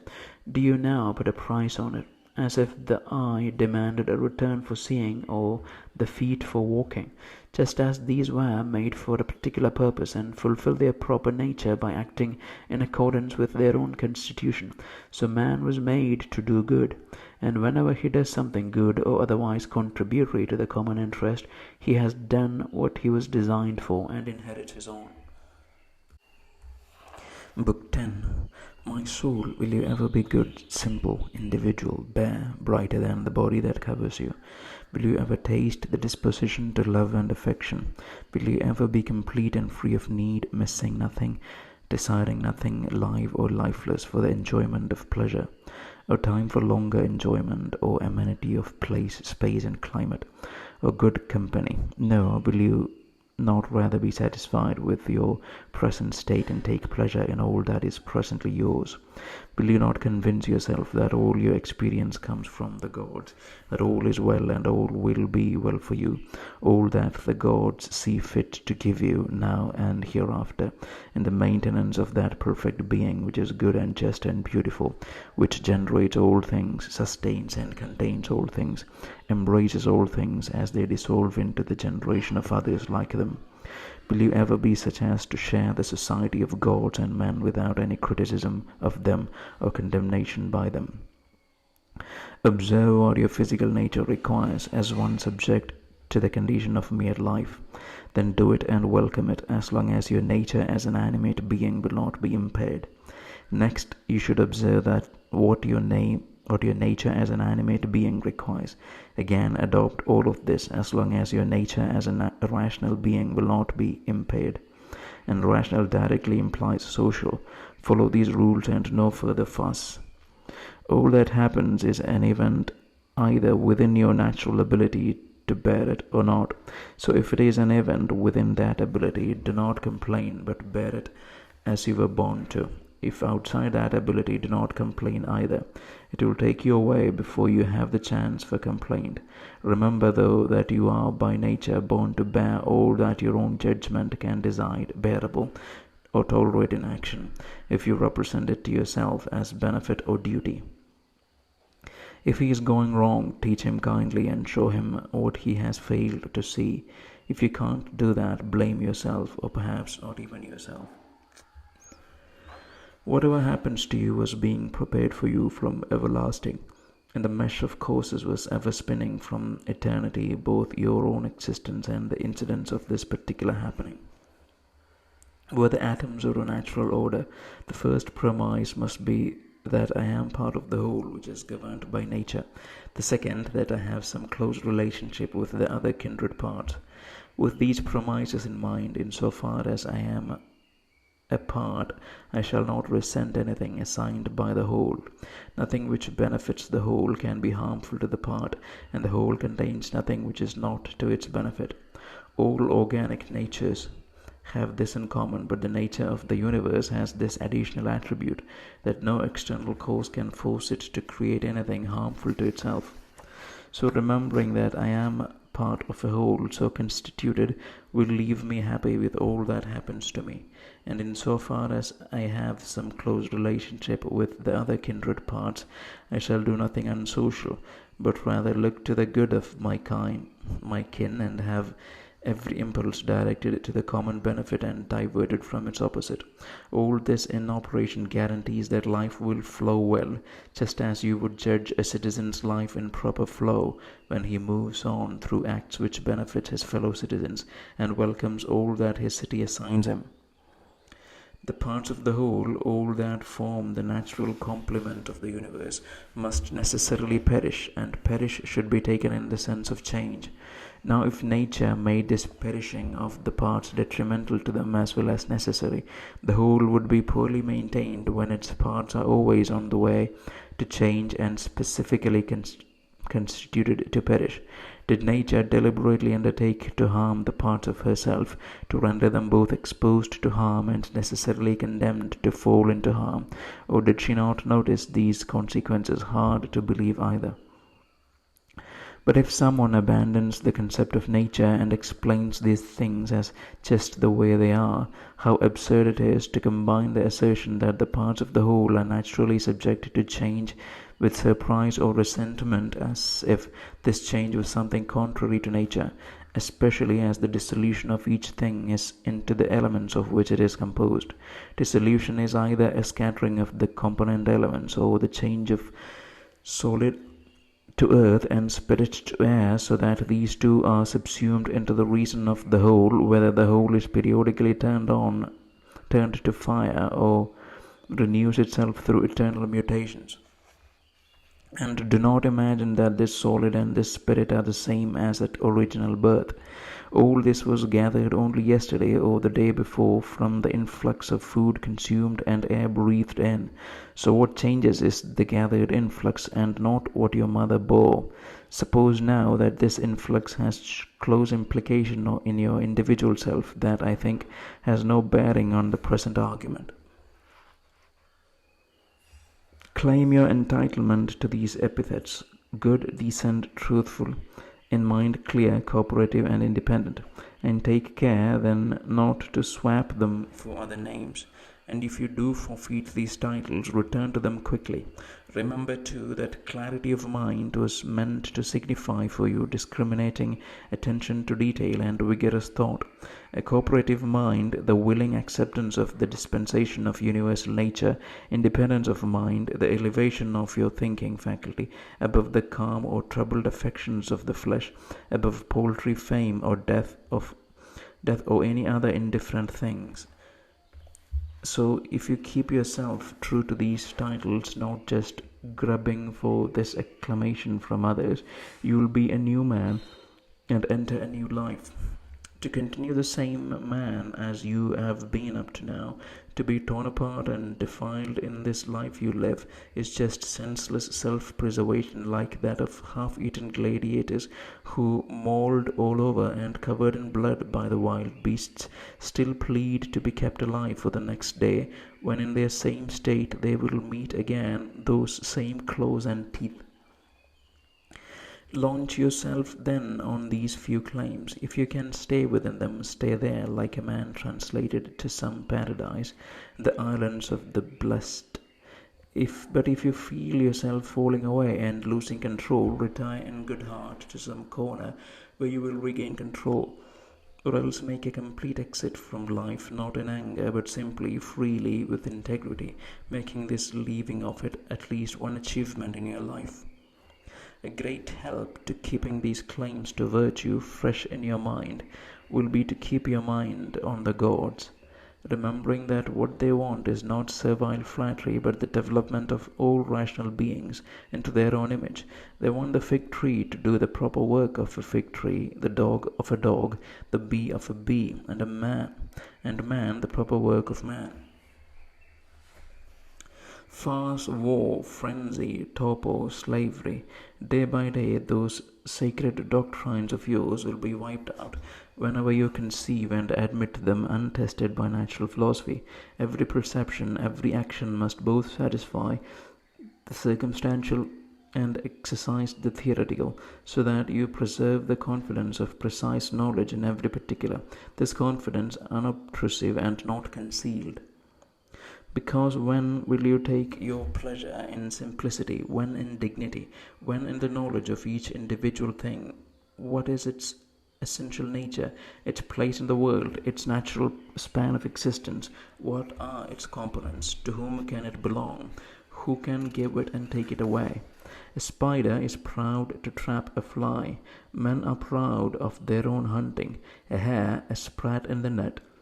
Boars, bears, Sarmatian prisoners, if you examine their motives, are they not all bandits? Adopt a systematic study of the way all things change into one another. Pay constant attention to this aspect of nature and train yourself in it. Nothing is so conducive to greatness of mind. One so trained has divested himself in his body, recognizing that in almost no time he will have to leave all this behind and depart from the world of men.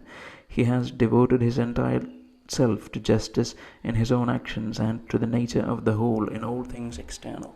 He does not even give a thought to what others will say or suppose about him or do against him, but is content to meet these two conditions, his own integrity in each present action and glad acceptance of his present lot. He has abandoned all other preoccupations and ambitions, and his only desire is to walk the straight path according to law, and in so doing, to follow in the path of God. What need of prompt or hint when it is open to yourself to discern what needs to be done, and if you can see your way, to follow it with kind but undeviating intent. If you cannot see the way, hold back and consult your best advisers. If some other factors obstruct this advice, proceed on your present resources, but with cautious deliberation, keeping always to what seems just. Justice is the best aim, as any failure is in fact a failure of justice. A man following reason in all things combines relaxation with initiative, spark with composure. As soon as you wake from sleep, ask yourself, will it make any difference to you if others criticize what is in fact just and true? No, it will not. You have surely not forgotten what these people who whine in praise or blame of others are like in their bed and at their board. The sort of things they do and avoid or pursue. They are cheating and stealing, not with hands and feet, but with the most precious part of themselves, the part where, if allowed, there grows trust, decency, truth, law, the spirit of goodness. Nature gives all and takes all back. To her, the man educated into humility says, give what you will, take back what you will. And he says this in no spirit of defiance, but simply as a loyal subject. The time you have left is short. Live it as if you were on a mountain. Here or there makes no difference. If wherever you live you take the world as your city, let men see, let them observe a true man living in accordance with nature. If they cannot bear him, let them kill him. A better fate than a life like theirs. No more roundabout discussion of what makes a good man. Be one. Keep constantly in your mind an impression of the whole of time and the whole of existence, and the thought that each individual thing is, on the scale of existence, a mere fig seed, on the scale of time, one turn of a drill. Consider any existing object and reflect that it is even now in the process of dissolution and change, in a sense regenerating through decay or dispersal. In other words, to what sort of death each thing is born. What sort of people are they then, eating, sleeping, coupling, shitting, etc.? Then what are they like when given power over men? Haughty, quick to anger, punishing to excess. And yet just now they were slaves to all those needs for all those reasons, and shortly they will be slaves again. What universal nature brings to each is brought to his benefit. The benefit stands at the time of its bringing. Earth loves the rain, the proud sky loves to give it. The whole world loves to create futurity. I say then to the world, I share your love. Is this not the source of the phrase, this loves to happen? Either you live on here, used to it now, or you retire. Your own decision to leave, or you die, your service done. No other choice. Be cheerful then.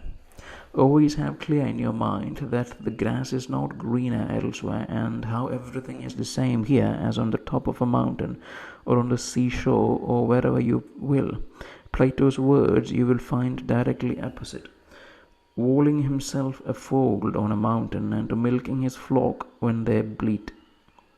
What is my directing mind to me? What am I turning it into now? What use am I making of it? Is it drained of intelligence? Is it divorced and broken off from society? Is it so interfused and welded to the flesh that it sways with its tides? A slave running from his master is a fugitive. Law is our master. The lawbreaker is therefore a fugitive. but also is the same way pain, anger, or fear denote refusal of some past, present, or future order from the governor of all things. And this is law which legislates his lot for each of us. To feel fear, then pain or anger, is to be a fugitive. A man deposits his sperm in a womb and goes away. Thereafter, another cause takes over, does its work, and produces a baby. What a result from what a beginning. Then again, the child takes food down its throat, and now another causal sequence takes over, creating sensation and impulse, the whole of life and strength, and all manner of other wonderful things. Look then at what happens in such mystery and see the power at work, just as we see the force which weighs things down or carries them up, not with our eyes, but no less clearly. Constantly reflect that all the things which happen now have happened before. Reflect too that they will happen again in the future. Have in your mind's eye whole dramas with similar settings, all that you know of from your own experience or earlier history. For example, the whole court of Hadrian, the whole court of Antoninus, the whole court of Philip Alexander Croesus, all the same as now, just a different cast. Picture everyone voicing pain or discontent at anything, as like a pig at a sacrifice, kicking and squealing, just the same as the man who keeps it to himself, silently resentful on his bed. Think of all the threads that bind us, and how only rational creatures are given the choice of submitting willingly to events. Pure submission is forced on all. Consider each individual thing you do and ask yourself whether to lose it through death makes death itself any cause for fear. Whenever you take offense at the wrong done by another, move on at once to consider what similar wrong you are committing. It could be setting value on money, or pleasure, or reputation, and so on through the categories. This reflection will quickly damp your anger, aided by the further thought that the man is acting under compulsion. What else can he do? Or if you can, remove the cause of his compulsion. When you see Satyrion or Eutychus or Hymen, picture them in Socrates' circle. When you see Eutychian or Silvanus, picture Euphrates. When you see Tropaiphorus, picture Alciphron. When you see Severus, picture Crito or Xenophon. And when you look at yourself, picture one of the Caesars, for each then a parallel in the past. Then let this further thought strike you. Where are those men now? Nowhere, or wherever. In this way you will always look on human life as mere smoke and nothing, especially if you remind yourself also that what has once changed will be no more for the infinity of time. Why then this stress? Why not the content with an orderly passage through the brief span you have? In what material situation or role are you seeking to escape? What is all this other than an exercise for that reason which has looked at all of life with close and scientific inquiry? Stay on then until you have assimilated all this too, just as a strong stomach assimilates all food, or a bright fire turns all that you throw on it into flame and light. Let no one have the chance to accuse you with any truth of not being sincere or a good man. Make sure that anyone taking this view of you is a liar. This is wholly up to you. Who is there to prevent you being good and sincere? You must just decide to live no longer if you won't have these qualities, and reason too abandons the man who won't. In any given material circumstance, what can be done or said to soundest effect? Whatever that is, it is in your power to do it or say it, and make no pretense of obstacles in the way. You will never cease mourning until you experience the same pleasure in making an appropriately human response to any circumstance you meet or face as the hedonist does in his indulgence. A response that is in keeping with man's constitution, because you should regard as enjoyment any action you can take in accord with your own nature, and you can do that anywhere. Now the roller does not have the gift of following its own movement wherever it will, nor does water or fire or anything else subject to a nature or life without reason. There are many barriers or impediments in their way, but mind and reason have the power, by their nature and at their will, to move through every obstacle. Keeping clear in your view this easy facility of reason to carry through all things, like fire rising, a stone falling, a roller on a slope, stop looking for anything more. Any remaining hindrances either come from the corpse, which is your body, or without the judgment and consent of our own reason itself, have no power at all to break or harm. Otherwise, anyone meeting such hindrance would immediately become bad himself. With all other organisms, any harm occurring to any of them makes them worse in themselves. But in our case, to put it so, a person actually becomes better and more praiseworthy for the right use of the circumstances he meets. Generally, remember that nothing harms the citizen of nature other than what harms the city, and nothing harms the city other than what harms the law. None of our so-called misfortunes harms the law. So what is not harmful to the law does not harm either city or citizen. One bitten by the true doctrines needs only a very short and commonplace reminder to lose all pain and fear. For instance, the wind scatters one year's leaves on the ground, so it is with the generations of men. Your children are no more than leaves. Leaves too, these loud voices of loyal praise, these curses from your opponents, this silent blame or mockery. Mere leaves likewise, those with custody of your future fame. All these come round in the season of spring, but then the wind blows them down, and the forest puts out others in their stead. All things are short-lived. This is their common lot.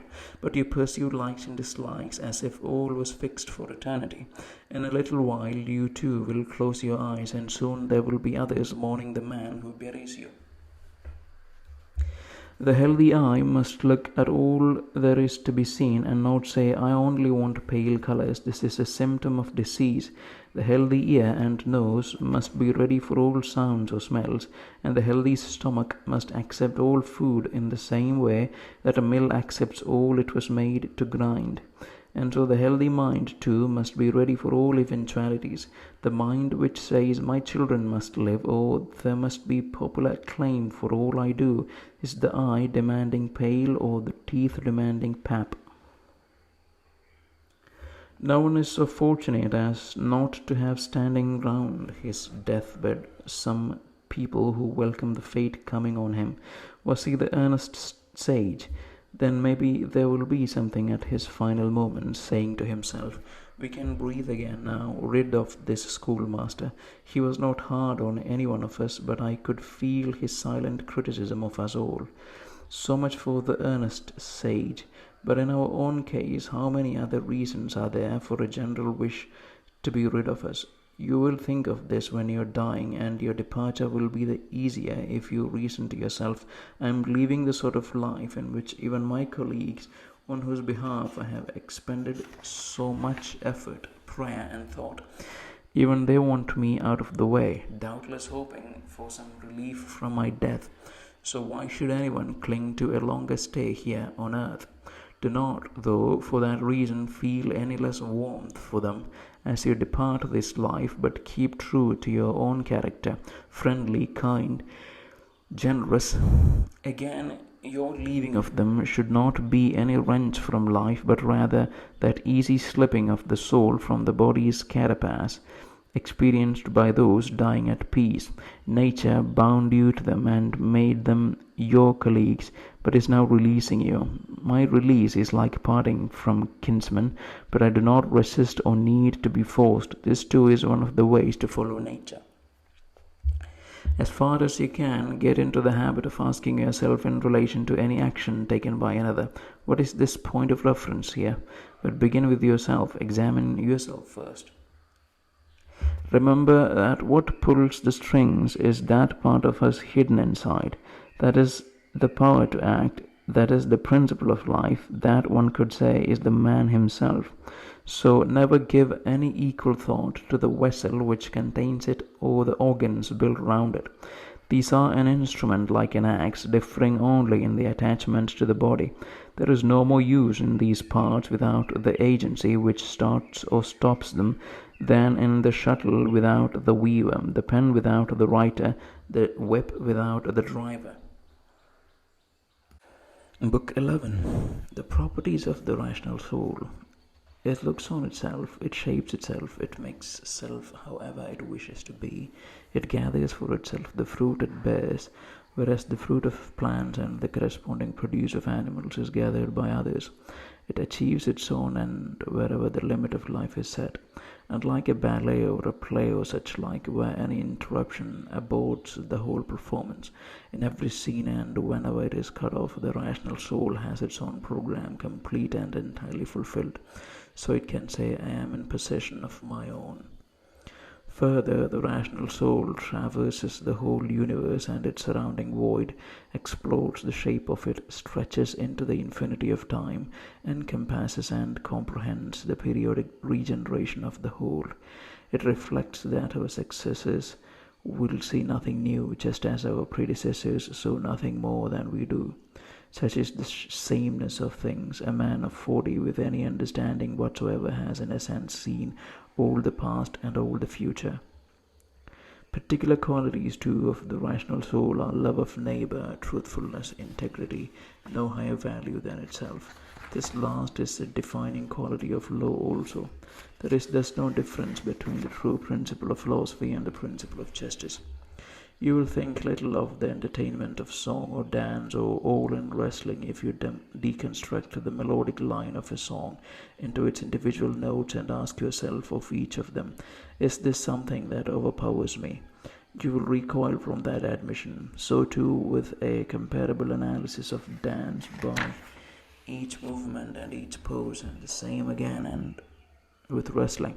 Generally, then, with the exception of virtue and its workings, remember to go straight to the component parts of anything, and through that analysis come to despise the thing itself. And the same method should be applied to the whole of life.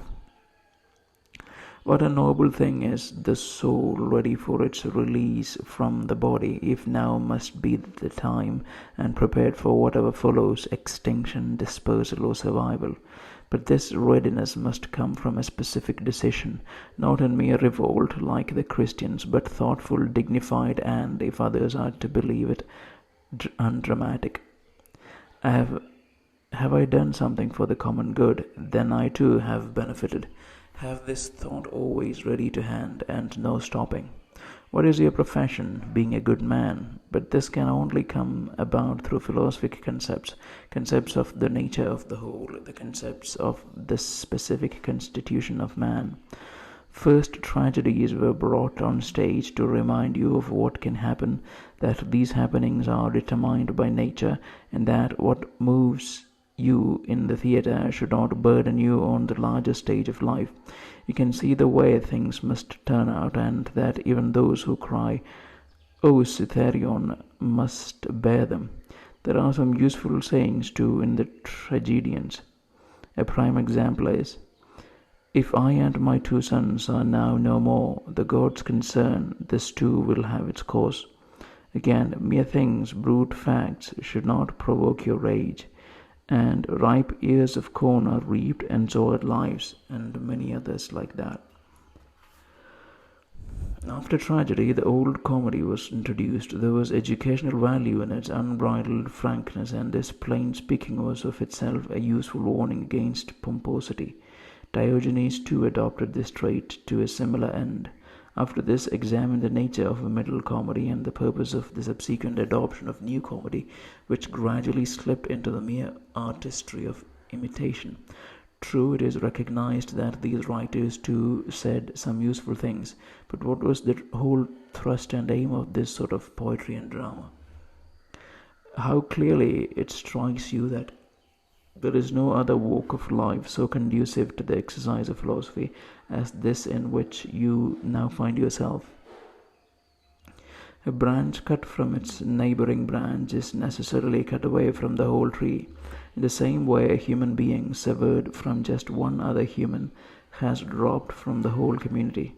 Now the branch is cut off by someone else, but a man separates himself from his neighbor by his own hatred or rejection, not realizing that he has thereby severed himself from the wider society of fellow citizens. Only there is this gift we have from Zeus, who brought together the human community.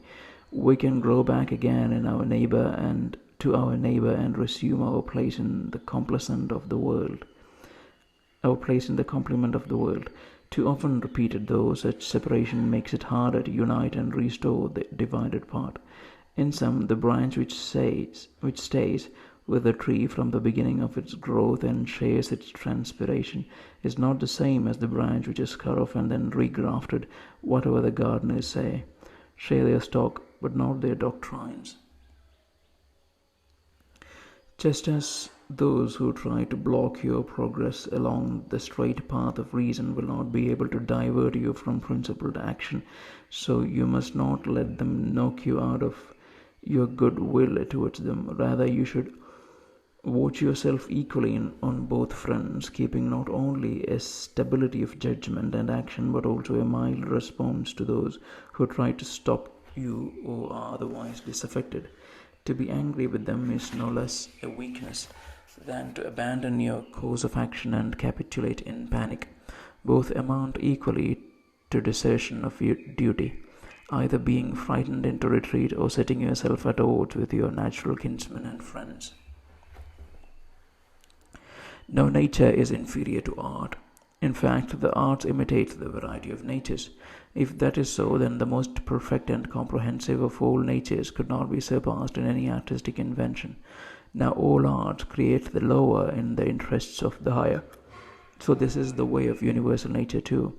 And indeed, here is the origin of justice, from which all other virtues take their being, since there will be no preservation of justice if we are concerned with indifferent things, or gullible and quick to chop and change.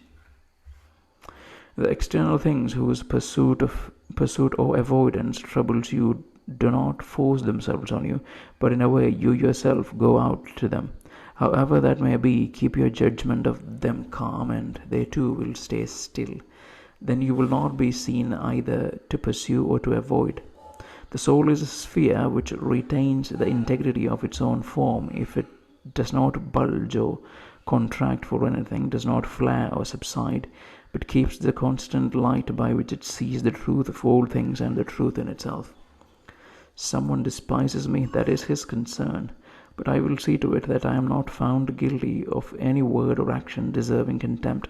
Will he hate me? That is his concern, but I will be kind and well-intentioned to all, and ready to show this very person what he is failing to see, not in any criticism or display of tolerance, but with genuine goodwill, like the famous Phocion, if that is, he was not speaking ironically. This should be the quality of our inner thoughts, which are open to the God's eyes. They should see a man not disposed to any complaint and free of self-pity. And what harm can you suffer if you yourself at this present moment are acting in kind with your own nature and accepting what suits the present purpose of universal nature? A man at full stretch for the achievement, this way or that, of the common good. They despise each other, but still toady to each other. They want to win, but still grumble. The rotten pretense of the man who says, I prefer to be honest with you. What are you on about, man? No need for this preface. The reality will show. It should be written on your forehead, immediately clear in the tone of your voice and the light of your eyes, just as the loved one can immediately read all in the glance of his lovers. In short, the good and honest man should have the same effect as the unwashed. Anyone close by as he passes detects the odor willy-nilly at once. Calculated honesty is a stiletto. There is nothing more degrading than the friendship of wolves. Avoid that above all. The good, honest, kindly man has it in his eyes, and you cannot mistake him. Live through life in the best way you can. The power to do so is in a man's own soul if he is indifferent to things indifferent. And he will be indifferent if he looks at these things both as a whole and analyzed into their parts, and remembers that none of them imposes a judgment of itself or forces itself on us. The things themselves are inert, It is we who procreate judgments about them and, as it were, imprint them on our minds. But there is no need for imprinting at all, and any accidental print can immediately be erased. Remember too that our attention to these things can only last a little while, and then life will be at an end. And what anyway is the difficulty in them? If they are in accord with nature, welcome them and you will find them easy. If they are contrary to nature, look for what accords with your own nature and go straight for that, even if it brings you no glory. Anyone can be forgiven for seeking his own proper good. With each object of experience, consider its origin, its constituents, what it is changing into, what it will be when changed, and that no harm will come to it. First, how do I regard my relation to them and the fact that we were all born for each other, and turning the argument that I was born to be their leader, as the ram leads his flock and the bull his herd? But start from first principles. If not atoms, then nature governing all. If so, then the lower in the interests of the higher, and the higher for each other.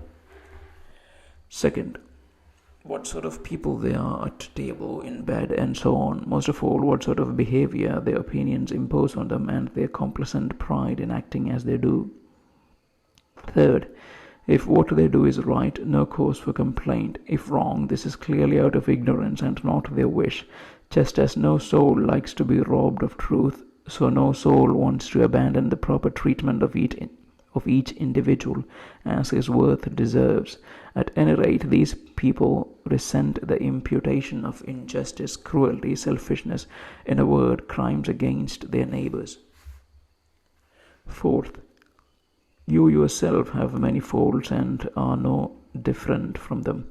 If you do refrain from such wrongs, you still have the proclivity to them, even if your restraint from wrongs like theirs is due to the fear or pursuit of public opinion, or some other such poor motive.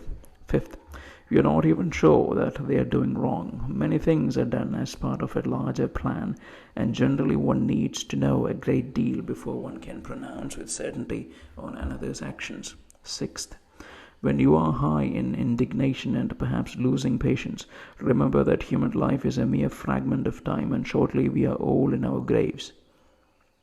Seventh, it is not their actions which trouble us, because these lie in their own directing minds, but our judgments of them.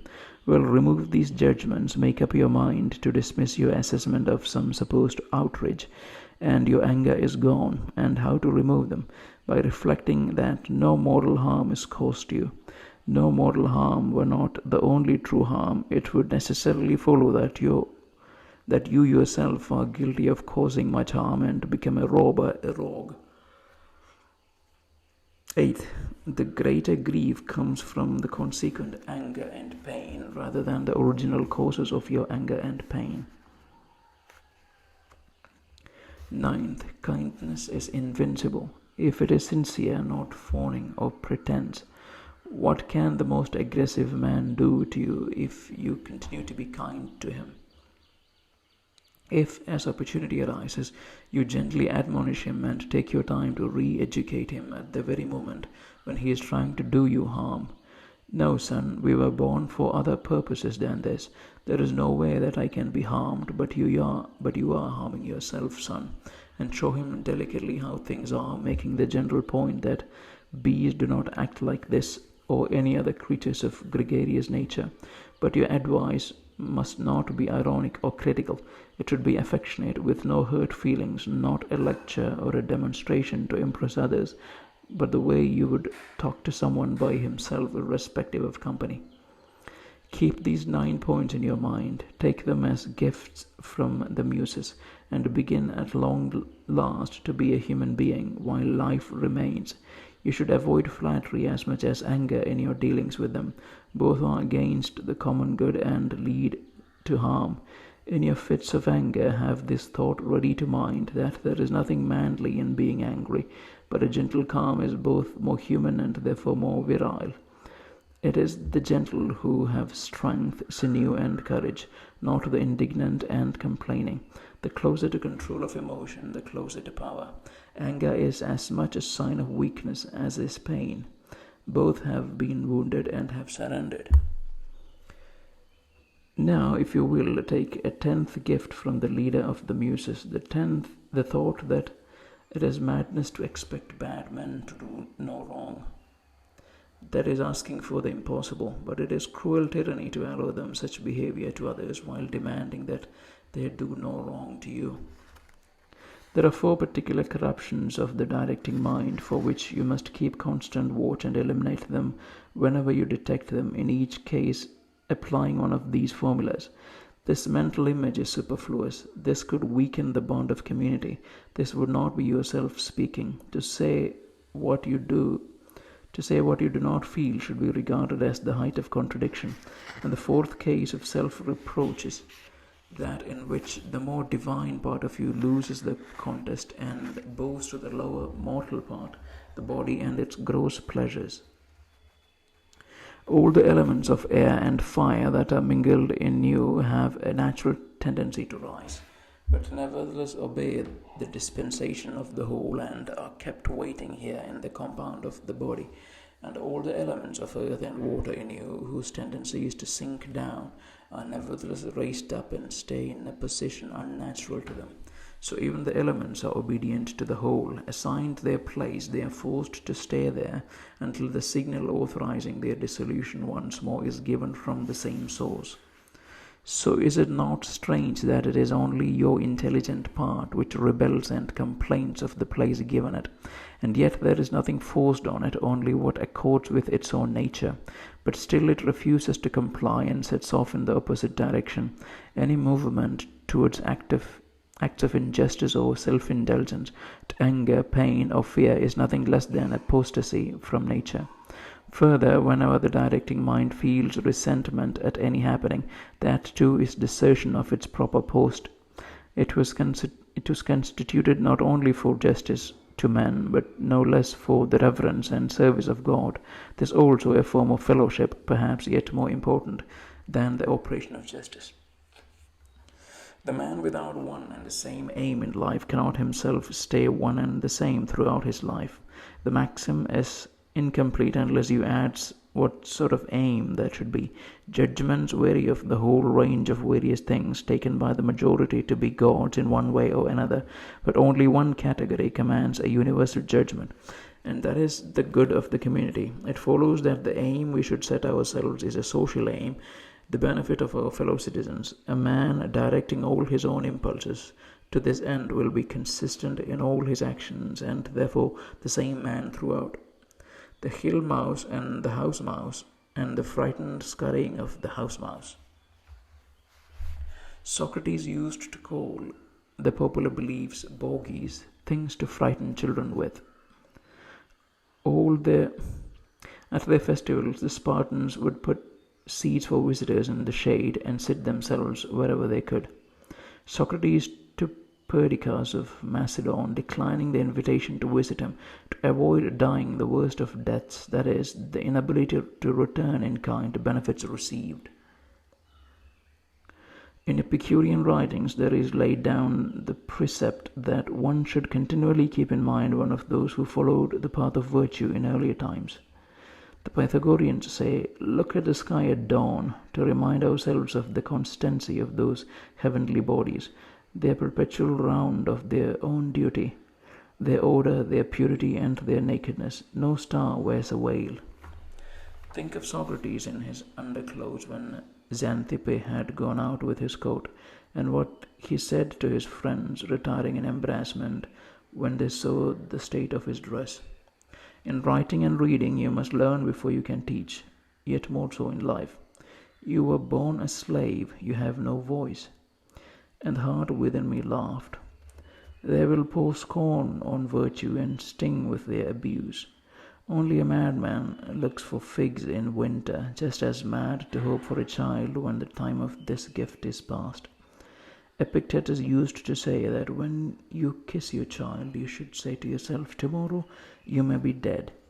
But these are ominous words. No, he replies, nothing is ominous, which points to a natural process. Otherwise, it would be ominous to speak of the corn being reaped. Grapes unripe, ripened, reasoned, all changes not into non-existence but into not yet existence. No thief can steal your will, so Epictetus. Another saying of his, we must discover an art of ascent, and in the whole field of our impulses, take care to ensure that each impulse is conditional, has a social purpose, and is proportionate to the value of its goal. We must keep absolutely clear of personal motivation and at the same time show no disinclination to anything outside our immediate control. Again, so this is not a contest for a trivial prize. At issue is madness or sanity. Socrates used to question this. What do you want to have? The souls of rational or irrational beings? Rational. What sort of rational beings? The pure or the lower? The pure. Why then don't you aim for that? Because we have it. Why then your fighting and disagreements? Book 12. All that you pray to reach at some point in the circuit of your life can be yours now, if you are generous to yourself. That is, if you leave all the past behind and trust the future to providence, and direct the present solely to reverence and justice. To reverence, so that you come to love your given lot. It was nature that brought it to you, and you to it. To justice, so that you are open and direct in word and action, speaking the truth, observing law and proportion in all you do. You should let nothing stand in your way, not the iniquity of others, not what anyone else thinks or says, still less any sensation of this poor flesh that has accreted around you. The afflicted part must see to its own concern. If then, when you finally come close to your exit, you have left all else behind and value only your directing mind and the divinity within you, if your fear is not that you will cease to live, but that you never started a life in accordance with nature, then you will be a man worthy of the universe that gave you birth. You will no longer be a stranger in your own country, no longer meet the day's events as if bemused by the unexpected, no longer bang on this or that. God sees all our directing minds stripped of their material vessels, their husks and their dross. His contact is only between his own intelligence and what has flowed from him into these channels of ours. If you train yourself to do the same, you will be rid of what so much distracts you. Hardly likely is it that one blind to the enveloping flesh will spend his time eyeing clothes, houses, reputation, or any other such trappings and stage scenery. There are three things in your composition: body, breath, and mind. The first two are yours to the extent that you must take care for them, but only the third is in the full sense your own. So if you separate from yourself, that is, from your mind, all that others say or do, all that you yourself have said or done, all that troubles you for the future, all that your encasing body and associate breath bring on you without your choice, all that is whirled round in the external vortex encircling us, so that your power of mind, transcending now all contingent ties, can exist on its own, pure and liberated, doing what is just, willing what happens to it, and saying what is true. If, as I say, you separate from this directing mind of yours the baggage of passion, time future and time past, and make yourself like Empedocles' perfect round, rejoicing in the solitude it enjoys, and seek only to perfect this life you are living in the present, you will be able at least to live out the time remaining before your death calmly, kindly, and at peace with the God inside you. I have often wondered how it is that everyone loves himself more than anyone else, but rates his own judgment of himself below that of others. Anyway, if a god or some wise tutor appeared at his side and told him to entertain no internal thought or intention which he won't immediately broadcast outside, he would not tolerate this regime for a single day. So it is that we have more respect for what our neighbors will think of us than we have for ourselves. However, was it that the gods, who have ordered all else so well and with such love for men, overlooked this one thing, that some men, the very best of them, those who had conducted, as it were, the most commerce with the divine and reached the closest relation to it through their acts of devotion and their observances, that these men, once dead, should meet perpetual extinction rather than some return to existence? Now, if this is indeed the case, you can be sure that if it should have been otherwise, the gods would have made it otherwise. Because if that were right, it would also have been possible, and if in accordance with nature, nature would have brought it about. Therefore, the fact that it is not otherwise, if indeed that is a fact, should assure you that it ought not to be otherwise. You can see for yourself that in raising this presumptuous question, you are pleading a case with God. But we would not enter such debate with the gods if they were not supremely good and supremely just. And if that is so, they would not have left any part of their ordered arrangement of the world escape them through neglect of justice or reason. Practice even what you have despaired of mastering. For lack of practice, the left hand is awkward for most tasks, but has a stronger grip on the bridle than the right. It is practiced in this: how one should be in both body and soul when overtaken by death, the shortness of life, the immensity of time, future and past, the feebleness of all things material. Look at causation stripped bare of its covers. Look at the ulterior reference to any action. Consider what is pain, what is pleasure, what is death, what is fame, who is not himself the cause of his own unrest. Reflect how no one is hampered by any other, and that all is as thinking makes it so. The model for the application of your principles is the boxer rather than the gladiator. The gladiator puts down or takes up the sword he uses, but the boxer always has his hands and needs only to clench them into fists. See things for what they are, analyzing into material, cause and reference. What liberty man has to do only what God will approve, and to welcome all that God assigns him in the course of nature. Do not blame the gods, they do no wrong, willed or unwilled. Do not blame men either. All their wrongs are unwilled. No one then should be blamed. How absurd and a complete stranger to the world is the man surprised at any aspect of his experience in life. Either the compulsion of destiny and an order allowing no deviation, or a providence open to prayer, or a random welter without direction. Now, if undeviating compulsion, why resist it? If a providence admitting the placation of prayer, make yourself worthy of divine assistance. If an ungoverned welter, be glad that in such a maelstrom you have within yourself a directing mind of your own. If the flood carries you away, let it take your flesh, your breath, all else, but it will not carry away your mind. The light of a lamp shines on and does not lose its radiance until it is extinguished. Will then the truth, justice and self-control which fuel you fail before your own end? Presented with the impression that someone has done wrong, how do I know that this was a wrong? And if it was indeed a wrong, how do I know that he was not already condemning himself, which is the equivalent of tearing his own face?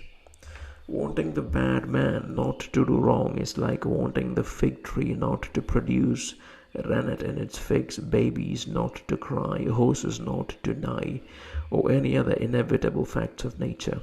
What else can he do with a state of mind like his? So if you are really keen, cure his state. If it is not right, don't do it. If it is not true, don't say it. Your impulse on every occasion should be to a complete survey of what exactly this thing is, which is making an impression on your mind, to open it out by analysis into cause, material reference, and the time span within which it must cease to be. Realize at long last that you have within you something stronger and more numinous than those agents of emotion which makes you a mere puppet on their strings. What is in my mind at this very moment? Fear, is it? Suspicion, desire, something else of that sort? First, nothing aimless or without ulterior reference. Second, no reference to any end other than the common good. That in a short while you will be nobody and nowhere, and the same of all that you now see and all who are now alive. It is the nature of all things to change, to perish and be transformed, so that in succession different things can come to be. That all is as thinking makes it so, and you control your thinking. So remove your judgments whenever you wish, and then there is calm, as the sailor rounding the cape finds smooth water and the welcome of a waveless bay. Any one individual activity which comes to an end at the appropriate time suffers no harm from its cessation, nor has the agent suffered any harm, simply because this particular action has ceased. In the same way, then, if the total of all his actions, which constitute a man's life, comes to an end at the appropriate time, it suffers no harm from the mere fact of cessation, nor is the agent who brings this series of actions to a timely end exposed to any harm. The time and the term are assigned by nature, sometimes man's own nature, as in old age, but in any case by the nature of the whole, which through the constant changing of its constituent parts keeps the whole world ever young and fresh. Now, anything which benefits the whole is always fine and ripe. It follows that for each of us there is certainly no harm in the cessation of life, as there is no shame either, not self-chosen, not damaging to the common interest. Rather, there is good in that it falls in due season for the whole, thereby both giving and receiving benefit. Thus too a man walks with God's support when his choice and his direction carry him along God's own path. 3 thoughts to keep at hand. First, in your own actions, nothing aimless or other than justice herself would have done. In external happenings, either chance or providence is at work, and one should not blame chance or indict providence. Second, the nature of each of us from conception to the first breath of soul, and from that first breath to the surrender of our soul, what elements form our constitution and will be the result of our dissolution. Third, that if you were suddenly lifted up to a great height and could look down on human activity and see all its variety, you would despise it, because your view would take in also the great surrounding host of spirits who populate the air and the sky, and that, however many times you were lifted up, you would see the same things, monotony and transience. Such are the objects of our conceit. Jettison the judgment, and you are saved, and who is there to prevent this jettison? When you fret at any circumstance, you have forgotten a number of things. You have forgotten that all comes about in accordance with the nature of the whole, that any wrong done lies with the other, further, that everything which happens was always so in the past, will be the same again in the future, and is happening now across the world, that a human being has close kinship with the whole human race, not a bond of blood or seed, but a community of mind. And you have forgotten this too, that every man's mind is God and has flowed from that source, that nothing is our own property, but even our child, our body, our very soul have come from that source, that all is as thinking makes it so, that each of us lives only the present moment, and the present moment is all we lose. Continually review in your mind those whom a particular anger took to extremes, those who reached the greatest heights of glory or disaster or enmity or any other sort of fortune. Then stop and think, or is it all now, smoke and ashes, a story told or even a story forgotten? At the same time, this whole class of examples should occur to you. Fabius Catulinus in his country house, Lucius Lupus in his own in his town gardens, Stertinius at Baiae, Tiberius in Capri, Villius Rufus, and generally any obsession combined with self conceit. Think how worthless all this striving is. How much wiser to use the material given you to make yourself in all simplicity just self controlled, obedient to the gods. The pride that prides itself on freedom from pride is the hardest of all to bear. To those who ask, where then have you seen the gods? What conviction of their existence leads you to this worship of them? I reply first that they are in fact visible to our eyes. Secondly, and notwithstanding, that I have not seen my own soul either, and yet I honor it. So it is with the gods too. From my every experience of their power, time and after time, I am certain that they exist and I revere them. The salvation of life lies in seeing each object in its essence and its entirety, discerning both the material and the causal, and applying one's whole soul to doing right and speaking the truth. There remains only the enjoyment of living a linked succession of good deeds, with not the slightest gap between them. One light of the sun, even though its path is broken by walls, mountains, innumerable other obstacles, one common substance, even though it is broken up into innumerable forms of individual bodies, one animate soul, even though it is broken up into innumerable species with specific individualities, one intelligent soul, even though it appears divided. Now, in all the above, the other parts, such as mere breath, or that material which is insensate, have no direct affinity to each other. Yet even here a link is formed by a sort of unity and the gravitation of like to like. But the mind has this unique property. It reaches out to others of its own kind and joins with them, so the feeling of fellowship is not broken. What more do you want? To live on? Or is it to continue sensation and impulse, to wax and then to wane, to make use of your voice, your mind? What in all this strikes you as a good cause for regret? But if every one of these objects is contemptible, go on then to the final aim, which is to follow reason and to follow God, to value these other things, to fret at their laws with which death will bring, militate against this aim. What a tiny part of the boundless abyss of time has been allotted to each of us, and this is soon vanished in eternity. What a tiny part of the universal substance and the universal soul, how tiny in the whole earth the mere clod on which you creep.